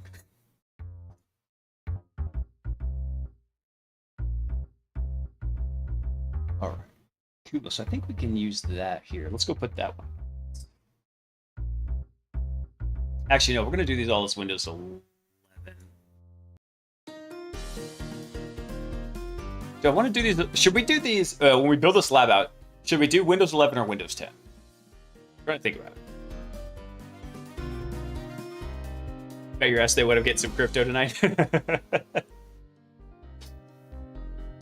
What people missed about the CrowdStrike thing is this was not a failed product update. This was an inadvertent test of incident response procedures. There you go.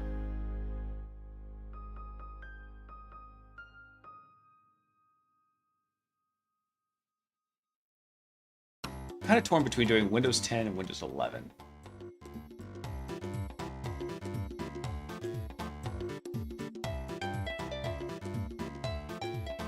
Let's go look at something in Proxmox real quick. Where's our Windows 10? What's the size of this? So memory 4 gigs. What's the size on disk though? Spoken like upper management. Oh, dude, I mean, I had to talk to them so much back in the day. And I still do, actually, like, especially when I'm delivering penetration testing reports and things like that. You gotta know how to speak their lingo. Oh, that's cool. I didn't realize on the templates you could actually go through and modify their layout. That's awesome. Let's see, options.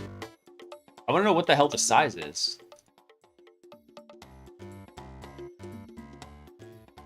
How big is this damn thing?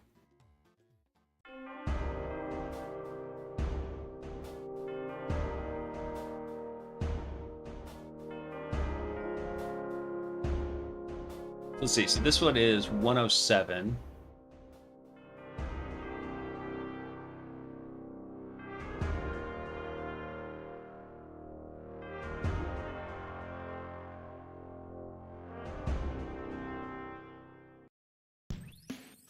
No way. There's no way. There's no way this is 268 gigs.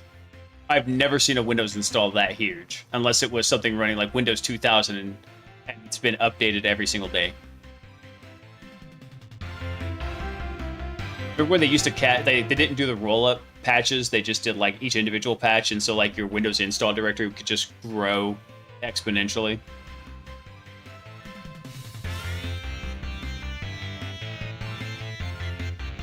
Oh no, so this is something different. Okay.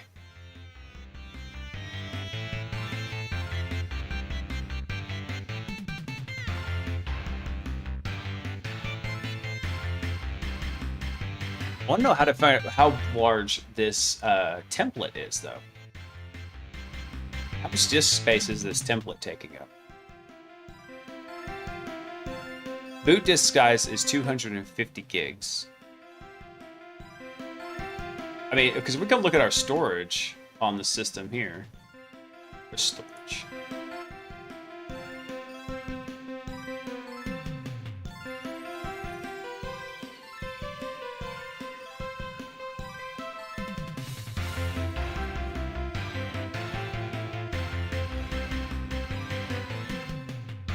Can we not see like how much is actually being used right now? Like what's the usage on it?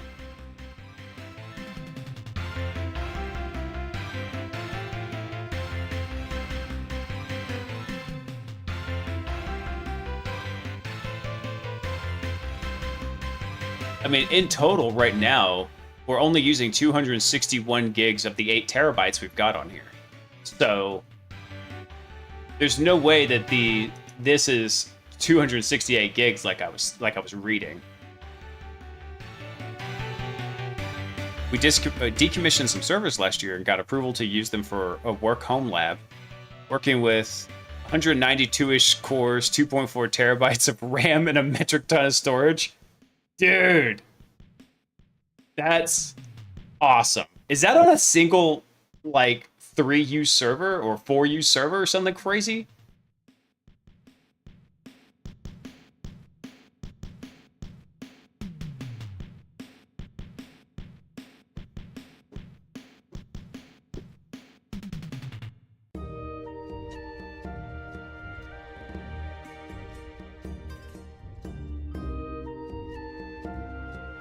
It's a full rack, 8 to 10 servers. I can't remember off the top of my head. Damn, dude. I would say throw Ludus on one of those suckers. How many individual racks? 8 to 10 servers. Okay. Actually, honestly, as much as I like Ludus, I don't know how well Ludus scales against multiple servers. Ludus, I think, is really primarily intended to run like on a single server. So I don't know if I could recommend Ludus for that. But, I mean, what you could do, though, is you actually could just run Ludus on multiple servers on there. That would be something you could do. So, like, each of your teammates could have, like, an individual, like, Ludus instance that they could have complete control over.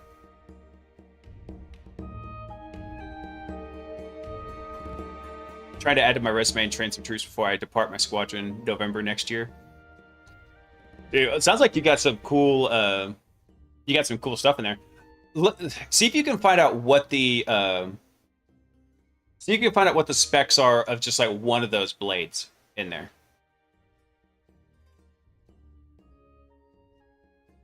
So what I'm thinking that's probably 6 servers. Yeah, I will be live tomorrow. So we won't be doing the stream with Salty tomorrow night. In fact, I need to go update the schedule, come to think of it. But yeah, tomorrow night we'll be doing more of the home lab stuff. But yeah, because I'm just thinking about it right here. Right, so let's say you had 192 cores. That divides pretty well into 6, right? So that's a 32-core system per right there. So I'm willing to bet, just taking a swag, a scientific wild-ass guess. I bet you probably have six servers in there with 32 cores in each server. And so if we got, 2.4 terabytes of RAM, so let's just do 2,400 gigs. Divided by 6. Yeah, so it's probably... I'm willing to bet you've got 32 cores and 512 memory in there. If I had to take a swag at it, I'm willing to bet that's what you've got. 6 of those bad boys, which is pretty freaking good. Because like if we come look at this system here that I'm running right now, and we look at our summary, we're running 32 CPUs and 128 gigs of RAM. I can up this server. And as we start building onto it, I probably will.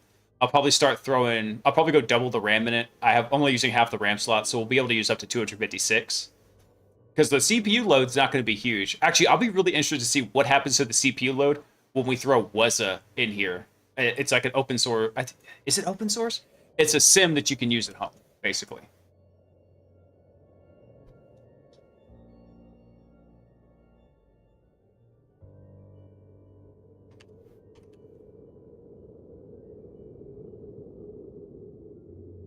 Let's see.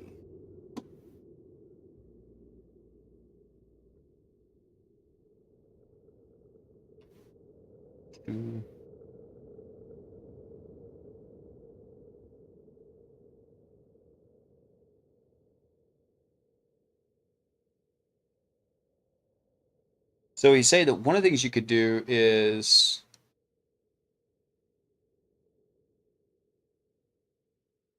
new test VM. So he created a. Go look at something real fast here.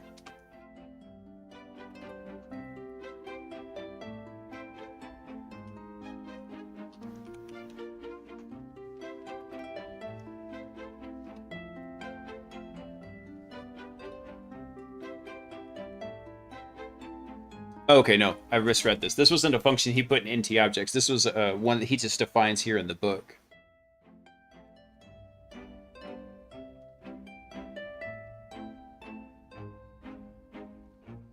So he defines an installer image. So that was actually pretty straightforward, because what we'll need to do then is, let's do this. Let's pull up VS Code real quick. And we're done with this diagram. We already got that in there. Done with this one too. But let's go grab something. Let's go grab the basic AD directory. We'll use this as a base here. And what we'll do is we'll throw this into VS Code.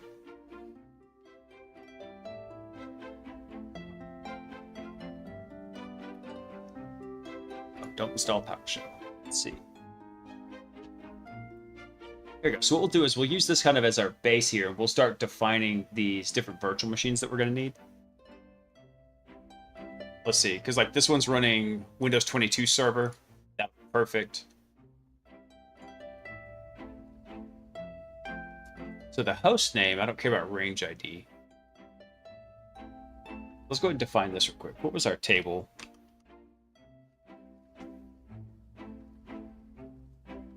Pin this. I can find it more easily. Right there. So we're going to call this primary DC.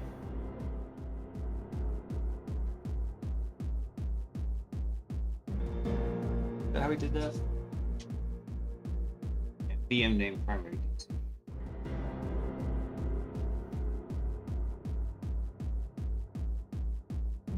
Yeah, so what we'll do is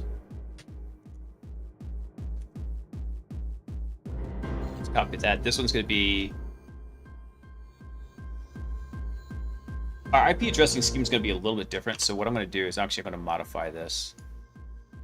We'll do IP address last octet. So what we'll do is we'll modify this guy right here. We're just going to delete all this stuff out.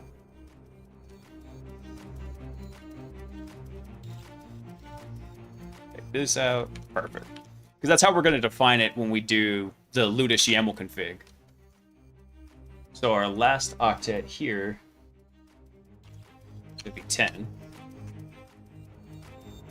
And we'll give it 8 gigs, 4 CPUs.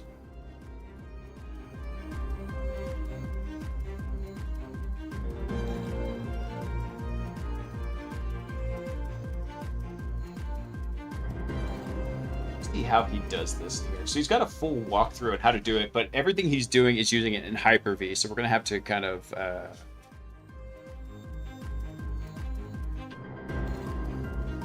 so that's what we're going to do. We're going to actually delete the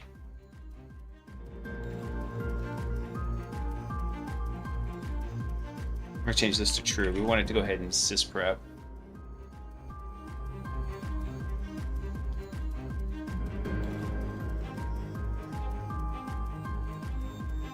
going to change this too. So this is going to be primary DC. Yeah, I think we're just going to do it that way. I'm going to take out the rest of this stuff for now. There's not going to be any network restrictions in here. And what we're going to do is we're just going to copy this section here. And we'll just modify this. So Cinnabar is the next one. But we need to actually get the other template for that, because... Wait, is Cinnabar running server? It is running server, okay. And its last IP address is 20. So we'll start building this guy out here fast. That's not correct.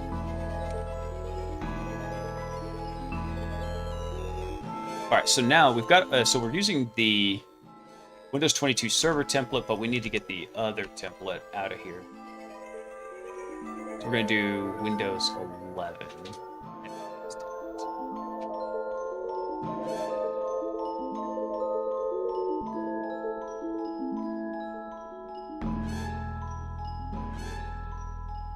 See what she's doing?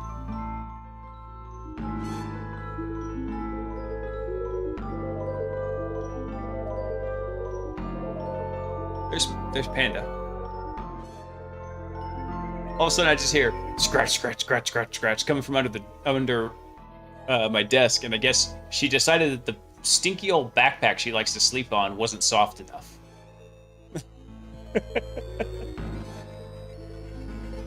Oh, she's funny. Actually, what's funny is she's been super mellow since we came back from vacation. And so I was messing with my my sister-in-law who was taking care of her. I said, hey, did you accidentally kill my dog and replace it with a lookalike? Because she has been crazy mellow since she came home.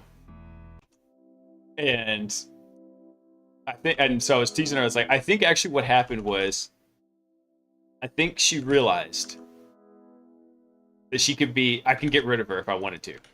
No, she's like, no, look, I'm on good behavior. Look, I'm a good dog.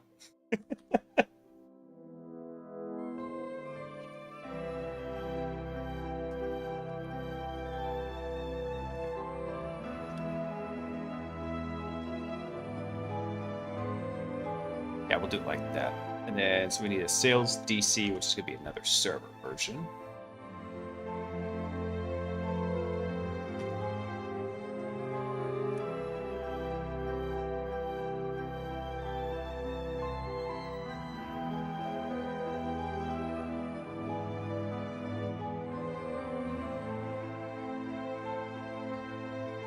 Yep, so that should be good. And the last octet for that one is 110. And then we need gold, which is going to be another endpoint system. So let's grab this one. Bring it down here.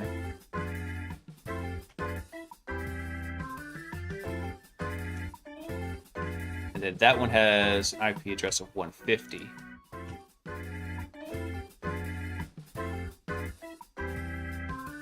And then we've got our engineering DC, which is another server.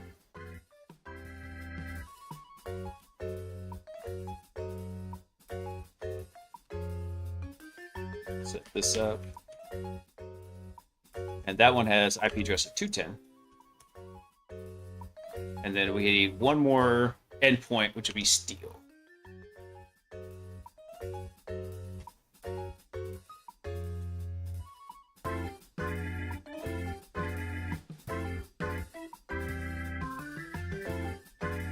So we'll set this up. So all we're doing is we're just making essentially the Terraform portion. We're leaving the Ansible portion out for now. And that one's 220. 220. All right, cool.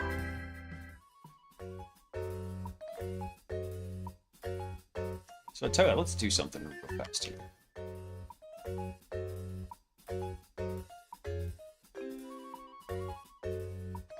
Let's go over to GitHub real quick. That's not right.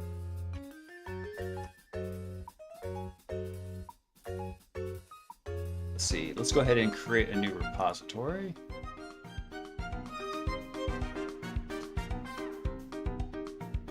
We'll call this Ludus Labs. description.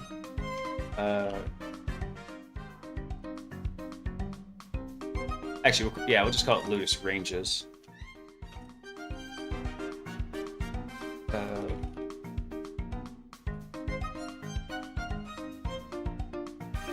Deploying testing.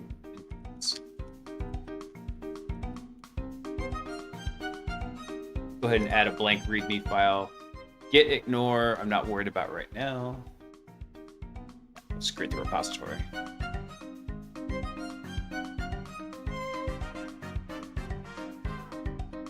And then what we'll do here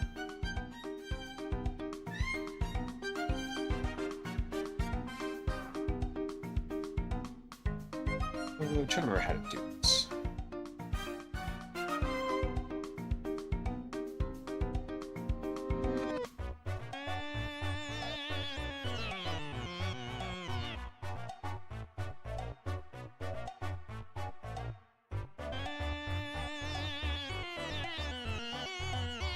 There we go. Great new file. Oh, there we go.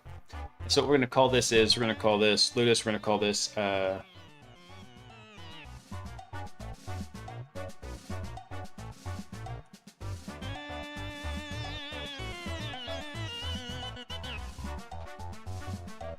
we'll call this Windows internals.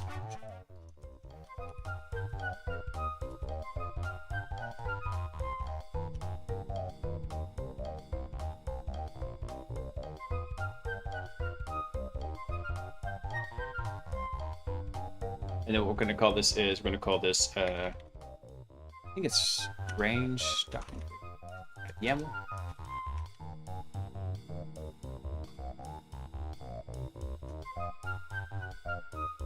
There we go. And then what we'll do is we're going to copy this file up here real quick. We're just going to do this quick and dirty. I don't feel like cloning the repo and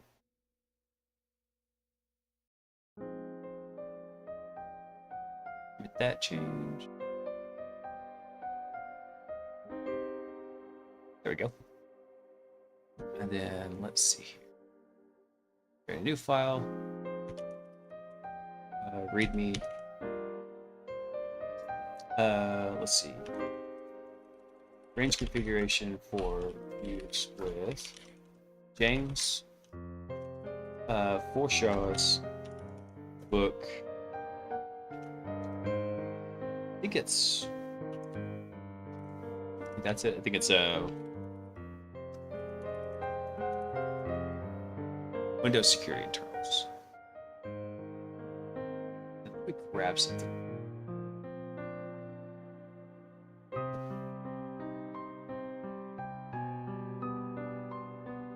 Actually, I think we had it in the back scroll from last night. Let's grab it out of there real quick.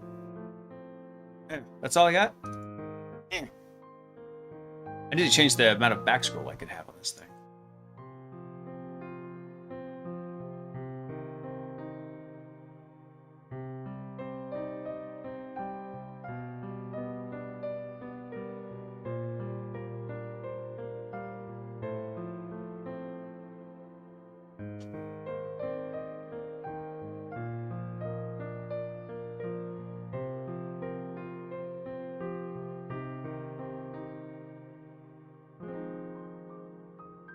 Bear with me one sec, guys. I'm trying to check something.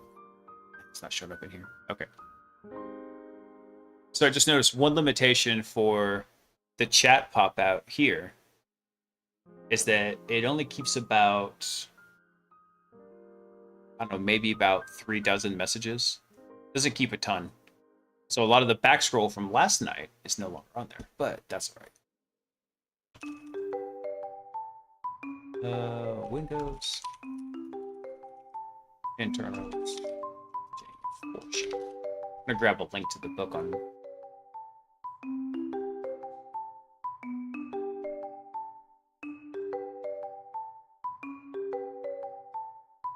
Actually, let's go get on no storage. I don't want to link to Amazon.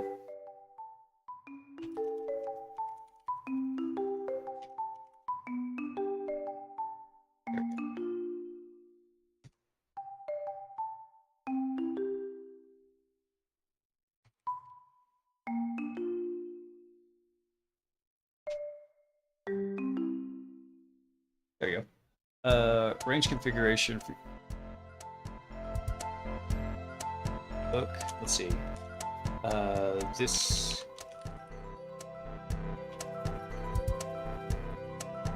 is in development.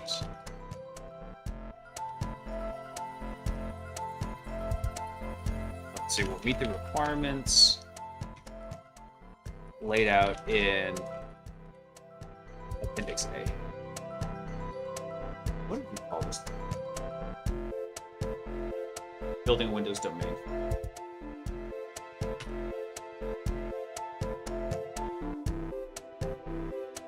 There we go. Cool, so we'll start tinkering with this a little bit more here. So we've got the base layout here. Let's pop back over to our notes real quick here.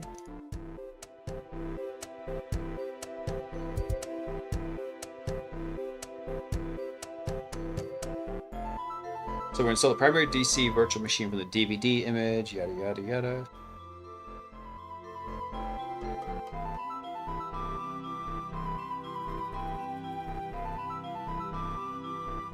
When asked for your administrator password during the installation, you can set it to anything you like, but in this book, I'll assume it to be password.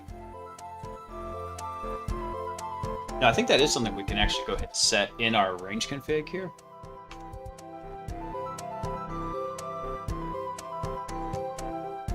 There are some configuration settings from Ludus that we could set for that.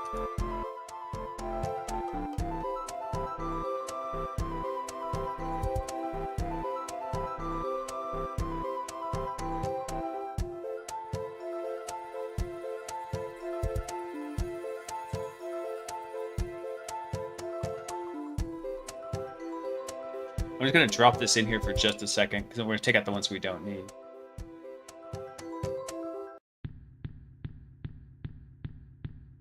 Router being deployed by Ludus.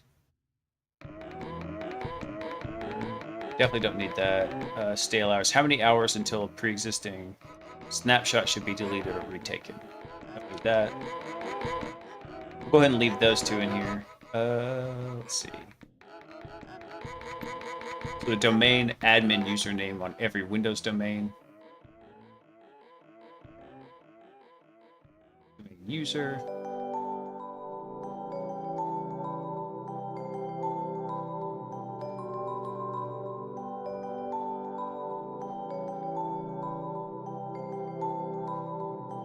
And we'll just take out the time zone. So what is the time zone on the current machine? 11:32 p.m. So it's defaulting to East Coast. I'm just gonna leave that out. We'll go ahead and leave these in here for now. And how we want this. So this is just gonna set up all the passwords in the system here. It's a hefty tome.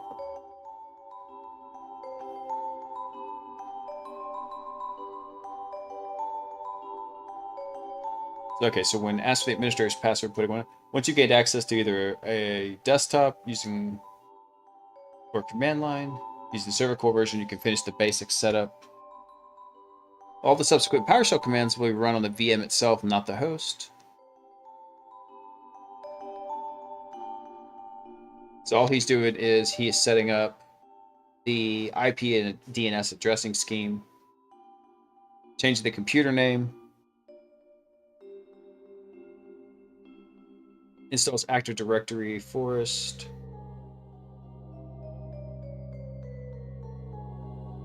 Then he sets up the Forest name and installs DNS. So let's go see if we can make that kind of work here. So, because we have configuration options, right?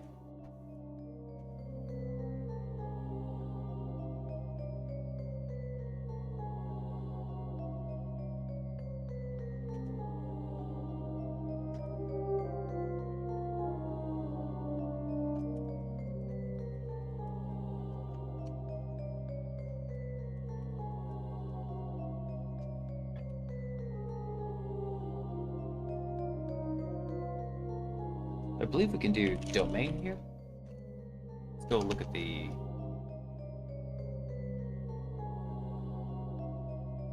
So if we wanted to add special roles, we could. Domain.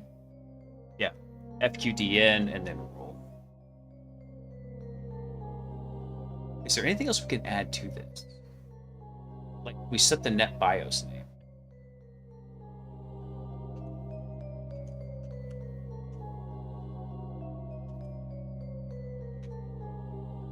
Okay, so our FQDN we're going to set it to is mineral.local. And then we're going to set the role as primary DC.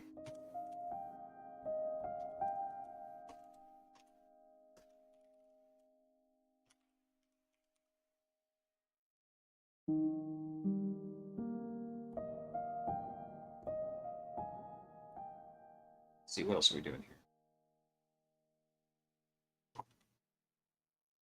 I need another book. I need a place to set this book. My desk is too full. Hey, Tux. Welcome, man. Thanks for coming online. So, not sure how long you've been watching, but we're setting up a testing lab for James Forshaw's Windows Internals book. So, I wanted to make something that would be easy for folks to be able to basically deploy and follow along, because I think this is kind of like the next thing we're going to go through on the stream. This is going to be a little bit of a hefty lift on it, but we'll see. Because you got to think, we're going to be running, what is this? This could be 7 machines, each of them with 8 gigs of RAM. So you're talking, 57 gigs on here. Hold on. Is that right? 8 times 8 is 64, so minus 8, 56 gigs of RAM. I was close without going over. Except I did go over. Yeah, actually, this book, I just got back from vacation and I was digging into it because I ran out of my fun book and I had this in my work bag, so I just busted it out. And actually, I'm really enjoying this book.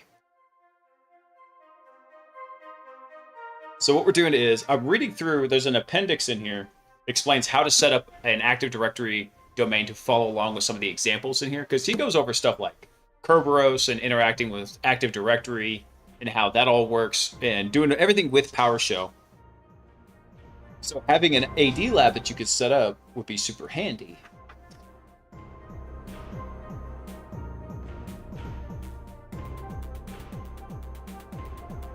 Let's see. So when it's finished rebooting, you should re-authenticate to the server. You should be able to log in as Mineral Administrator.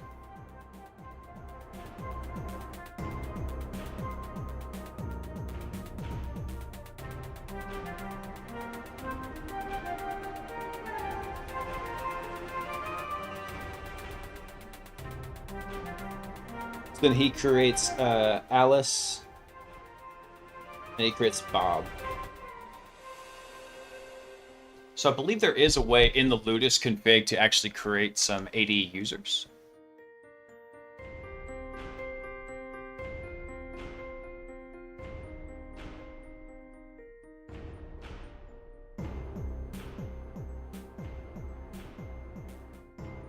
What's funny is I don't think actually we need sysprep running as true.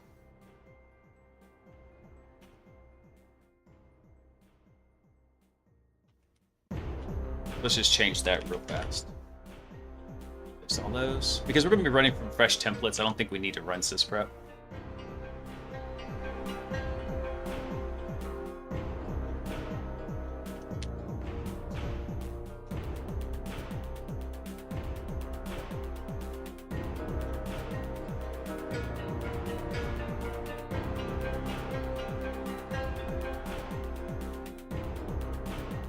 Oh, here we go. There's a range config schema. Perfect. So here under Ludus, we have VM name, host name, template, VLAN, last octet. Actually, this should be not under Ludus. We want to go under defaults. Let's see what we got here. Snapshot RAM, stale hours, AD functional, domain user password.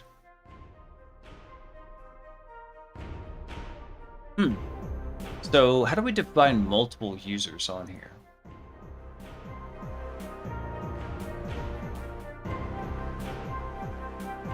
We define the template, if we're going to do a full clone, if we're doing testing, what the domain is, if it's Linux, if it's unmanaged, what roles we want to add. So maybe there's an Ansible role we can add to this that creates an AD user. That might be an option.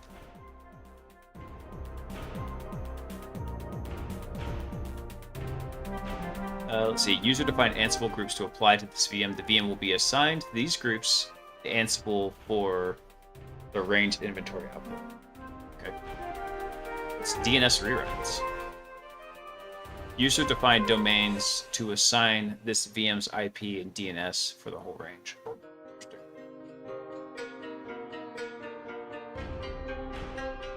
Let's look at something in here. Do we have any roles? I don't think we defined any roles in here aside from like very basic stuff. What about the Elastic security? Do we have roles defined? There we go. So we define these roles with these role vars. So let's go look at Ansible Galaxy, because let's see if Bad Sector Labs has any other ones in here specifically. Ansible Galaxy.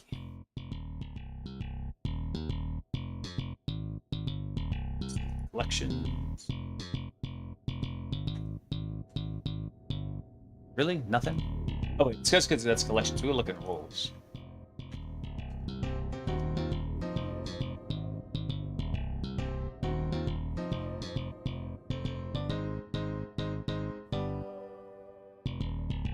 Mendo VM. Let's see. We have Flare VM, Rimnux, Elastic Agent, MS SQL, Bloodhound, Vulnhub,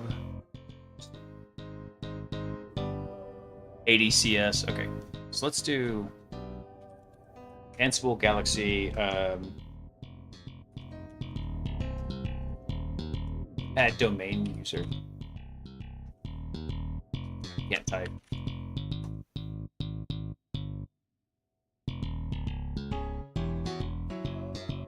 Manage active directory users. Okay.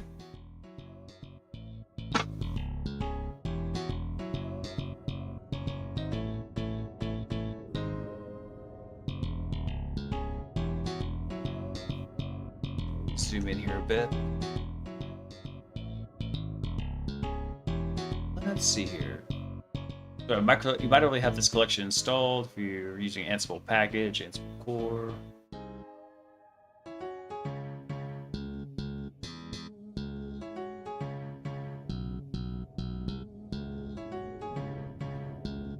Actually, you know what? Let's see if there's a link. Because if there's an Ansible Galaxy run PowerShell script.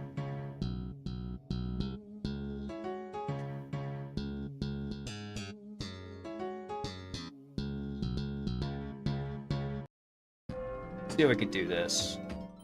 I know Beef hopped off and probably went to bed. I wish he was here so I could pick his brain on this, because he knows Ansible way better than I do. Runs a PowerShell script and outputs the data in a structured format.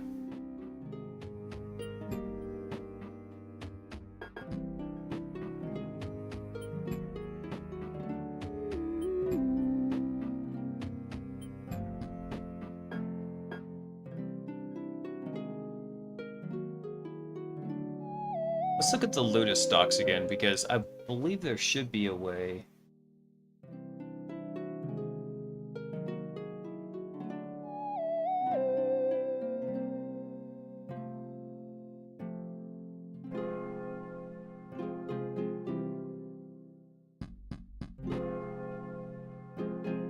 You must include localhost in your limit argument due to the way Ludus uses localhost to parse the range config.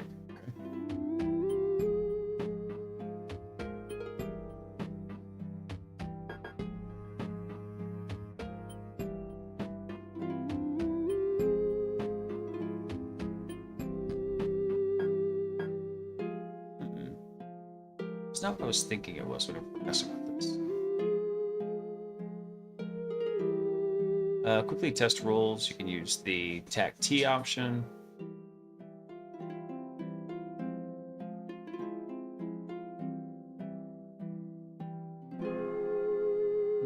Let's look at something. Where's our environment go? Or actually, where's our configuration? Because in here he has an example of adding roles to it.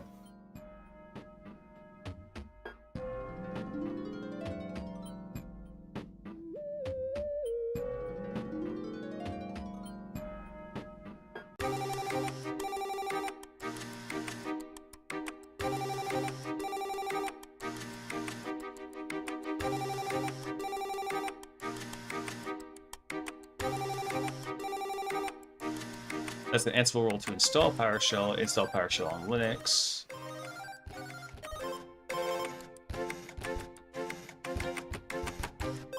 That's setting up PowerShell security. Let's see if we can find another setup here. Yeah, it's almost 11 already.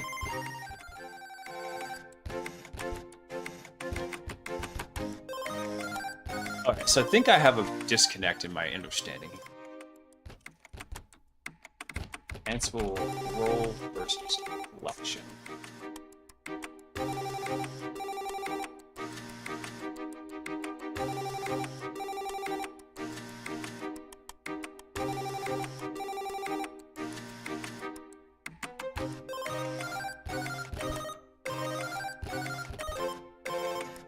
Alright, so I'm not sure what this is. Something called Rocky Linux. In this chapter, we'll learn how to use, install, and manage Ansible roles and collections. Let's see. So Ansible Galaxy provides roles and collections from an Ansible community. Use the Ansible Galaxy command. Ansible role is a unit that promotes the reusability of playbooks.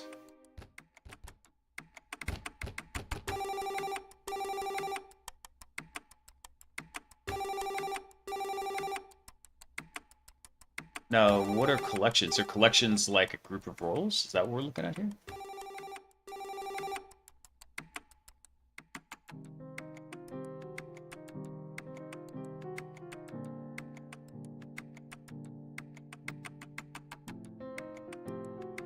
So you got an example here of creating like a default user, I'm guessing, for the GUID, or a group ID.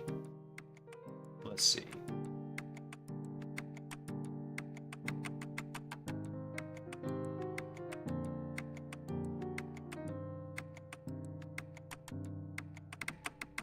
Ansible collections. Collections are a distribution format for Ansible content that can include playbooks, roles, modules, and plugins. Okay. So could we use collections in addition to roles? That's what I'm trying to figure out here.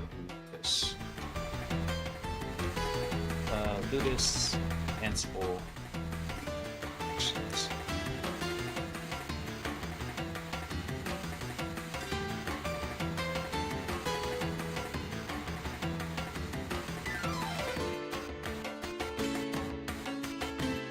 Alright, so this collection includes Ansible roles to install and configure SCCM. For a good example of the collection's usage, see SCCM rangeconfig.yaml.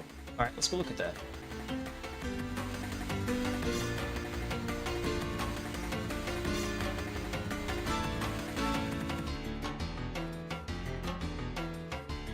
Let's go look at this. Is this something that's up in Ansible Galaxy?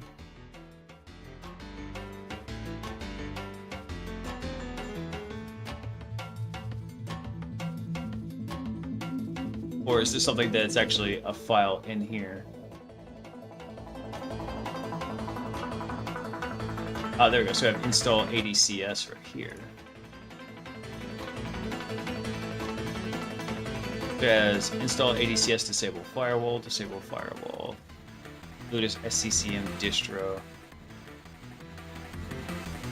So many moving parts.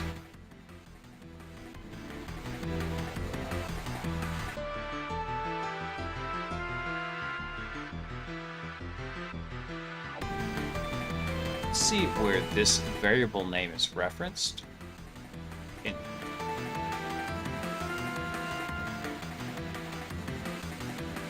So the role is called like Ludus SCCM something.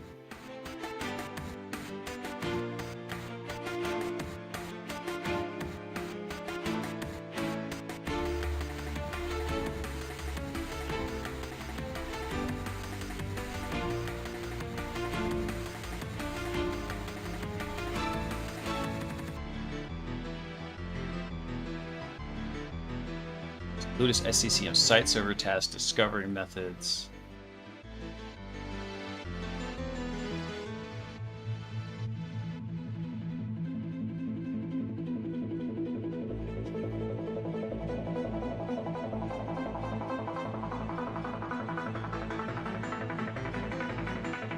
So this variable gets referenced quite a bit. What about this though? Just trying to understand the variable naming convention here.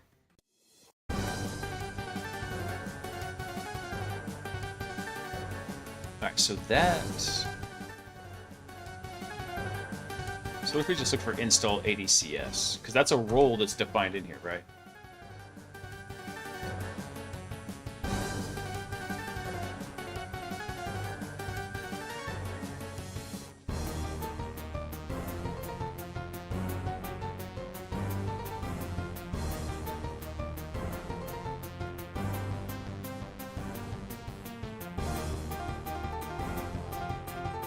Is this it? Is this under the task? Is this where the role is defined?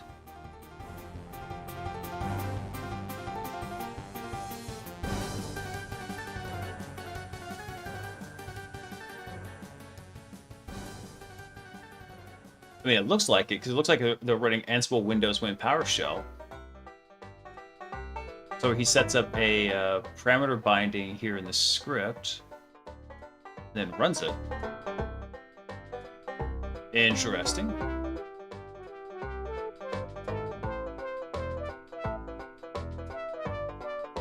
Hello, Panda. Panda, my little hacking sidekick. She's usually there, but right now she's, like, begging for affection. Hello, Panda.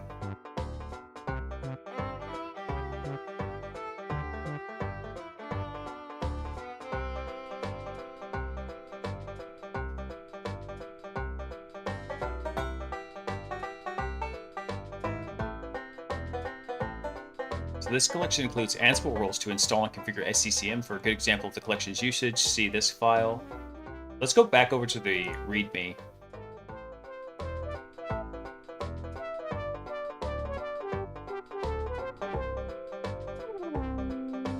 No Panda. I know, you're probably hungry and getting ready for bed. I know.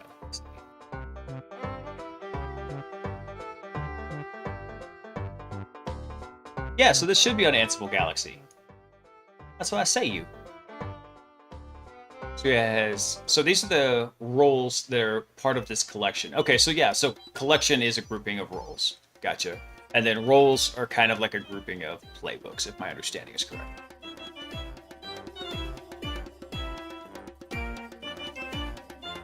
Let's go look for that in Ansible Galaxy.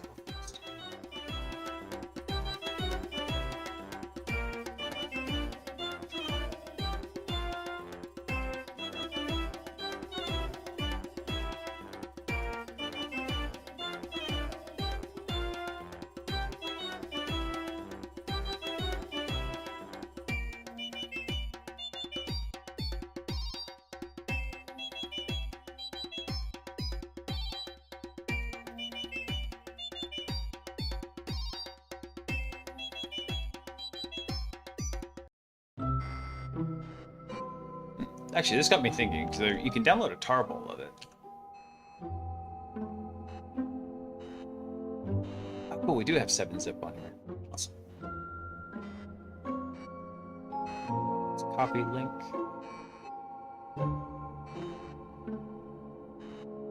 Well, I guess I could just download it and drag it over there.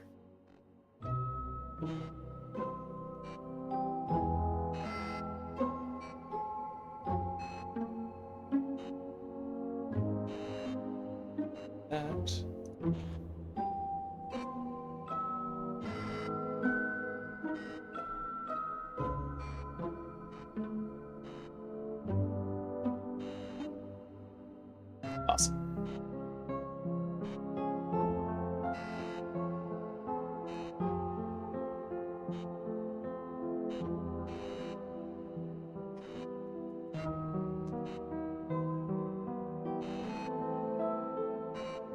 Open.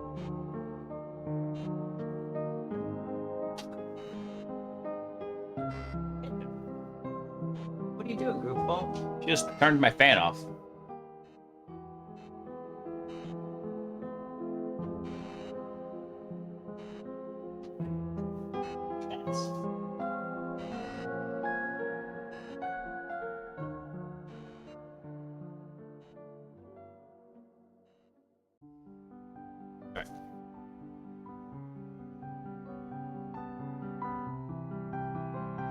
Turn the panda cam off because she's not even sleeping down there right now. Let's see, where's downloads?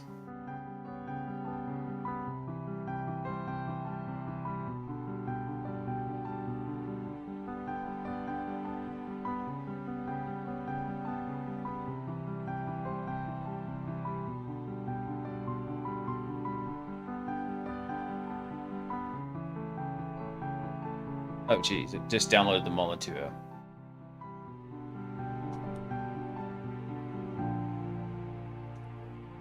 I'm gonna grab them and throw them in a folder.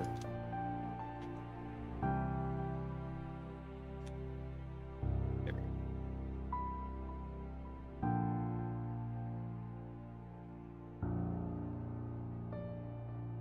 go. Just realized something.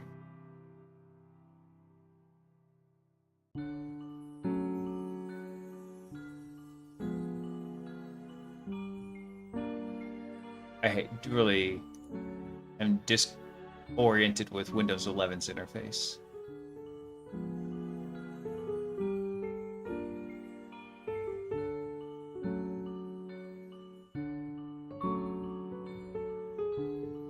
Like, is it not showing the file extensions for some of these?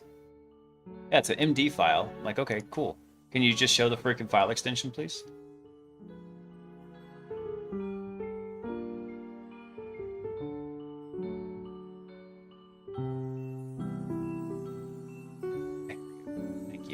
Why'd they ever turn that off? I have no freaking clue, because it makes social engineering so much easier whenever you cannot see, like, if they've double extensioned a file. Like, why would you even do that?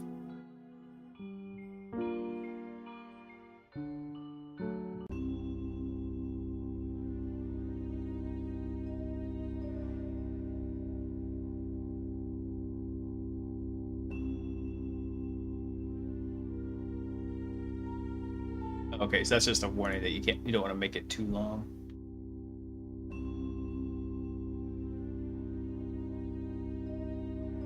I wonder what this is gonna open in. Curious now. Gonna open in VS Code? Ah, cool. Go away.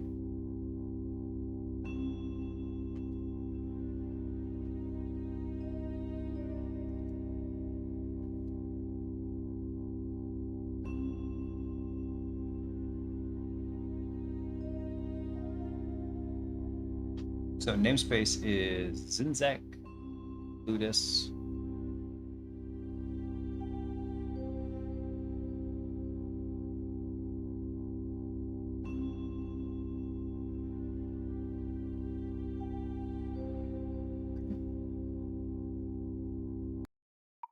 Summer Camp 2024. I am unfortunately not going to summer camp. Fortunately or unfortunately, I don't know. It kind of depends on my point of view of it, because freaking Las Vegas is hot right now. Stupid hot. I mean, it's hot anyway, but let's see. But it was like 115 when my sister-in-law was there the other week. It was 109, 109, 111, 110. It was so hot the hotels were having trouble keeping the hotel rooms cool. And so, yeah, it's pretty nuts right now. But no, the main reason I'm not going is because my my course for Black Hat wasn't accepted this year. So that was the main reason I was going. Last year, I went for Black Hat and DEF CON, and I spent 11 days in Vegas, which is about 8 days more than I would like to ever spend. So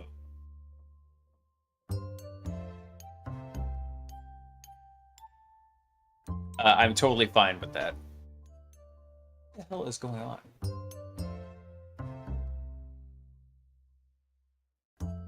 So I've got 3 monitors set up here. got an ultra wide, got a vertical monitor, and this is where chat is over here. And then I've got a top monitor, sits up here above the camera, and it just keeps flickering for some reason. I don't know if it's OBS or what. And if I move my mouse over it, it stops. Nope, it didn't stop. Hold on. Now I'm curious. We're going to do infinite recursion OBS here. I want to see if it does it again. Like, is it streamer bot spazzing out? Is it WireGuard spazzing out?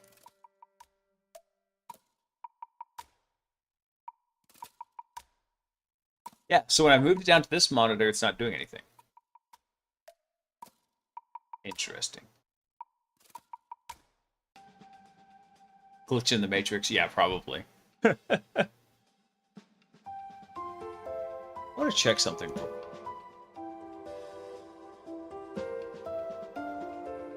No, don't do that.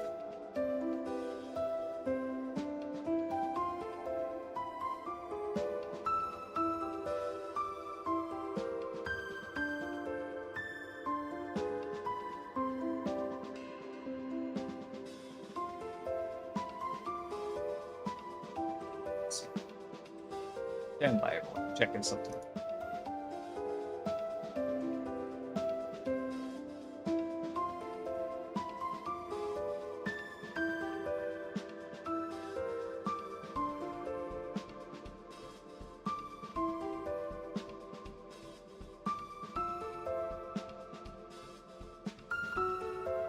It was like just the OBS window was flickering.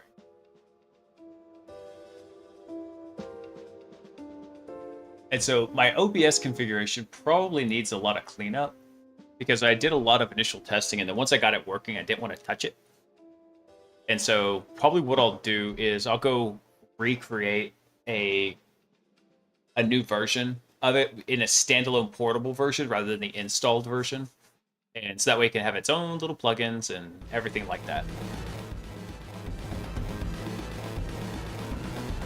Plus, the drive that I've got all of my videos that recording, because I record all the live streams locally also. They go up on YouTube. I keep a backup local, and it goes into my NAS. And so do a compile from source. I don't know if I hate my life that much to wait for OBS to compile. Especially having to try and compile it on a Windows system. Hello, Panda. Alright. I want to do more tonight, but also I know I need to get my sleeping schedule thoroughly unfucked. So I think that's probably going to call it tonight. If I can get some time tomorrow, I'm going to go investigate some more of the Ansible roles so I can understand them better. So we can go through this lab build out for the PowerShell stuff. Because I think that would just be something handy for folks. Like, hey, by the way, if you want to do this, here's how you can do it really easily.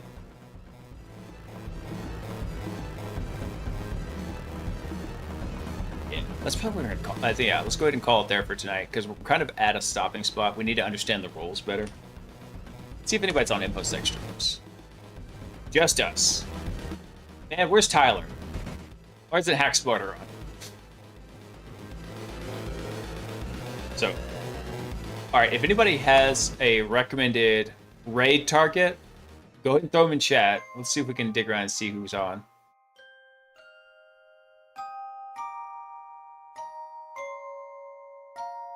Let's see. Astrobiology and space news.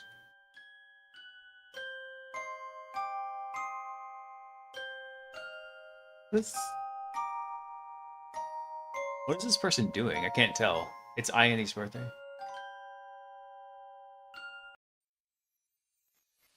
All right, she's doing Legos. Pass.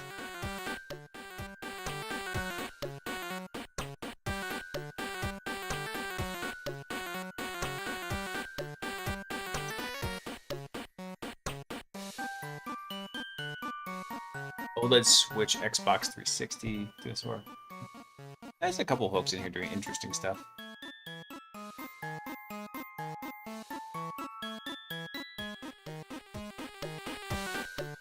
What is this? It's like a frozen camera of maybe some rats. Like some kind of like what Ferret Stream does. All right, pass on that. Let's go check over in software and game dev.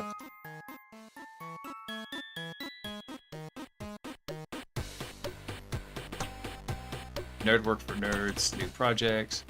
A lot of game developers in here.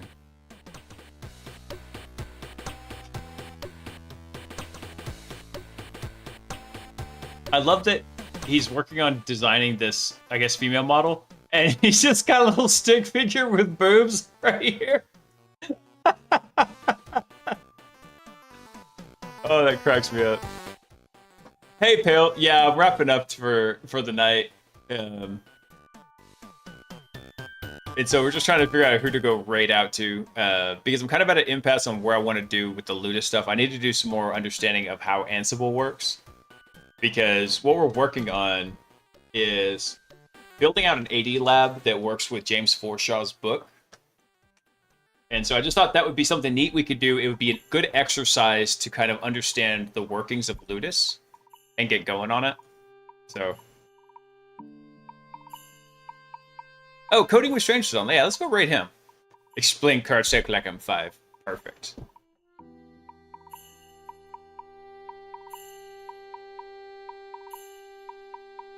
Somewhere around September or October. Oh, you're going to start spinning up a homelab, Pale? Because actually, we were just talking with Tezek earlier, and he's got some cool stuff coming down the pipe for him. Some, like, beefy hardware that he'll be able to work with, too.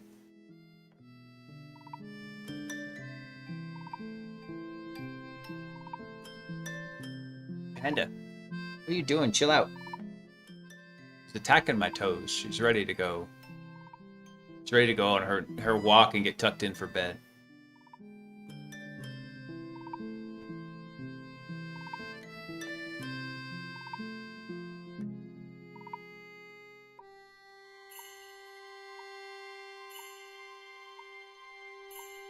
We're losing access to my giant work license, but I have like 5 PCs in storage. Oh, okay. Oh, okay. That's a big move, dude. I mean, obviously, if you're going across country.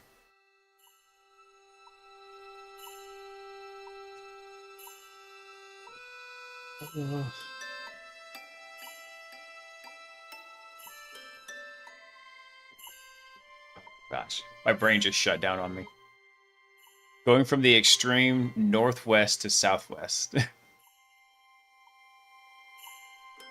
Dude, I want to go visit the Northwest. I haven't gotten to do that yet. And my cousin lives up there, and he sends me pictures sometimes, and it just looks absolutely gorgeous. It's so freaking green up there.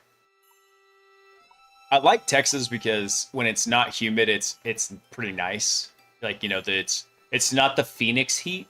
It's it's hot, but it's not going to cook you to death. It's really pretty, but never quite felt at home. I get that, dude. That's kind of how I felt when I was living in Louisiana. I was there for a couple years for my wife's work, and I was able to work remote, so I just worked from home. And Louisiana was fine, and actually I have a lot of deep family connections in Louisiana. I never thought in a million years I was going to move to Louisiana. And it was not bad, but it wasn't home. I was so happy to move back to Dallas.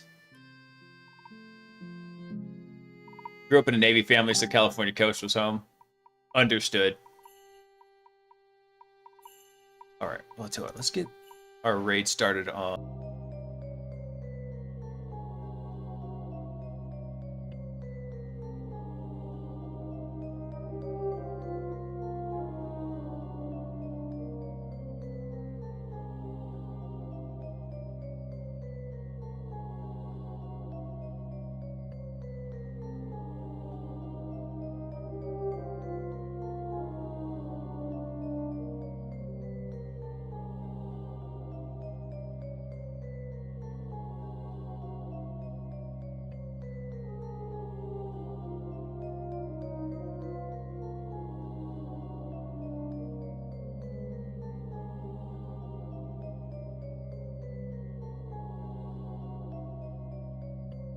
There's no audio.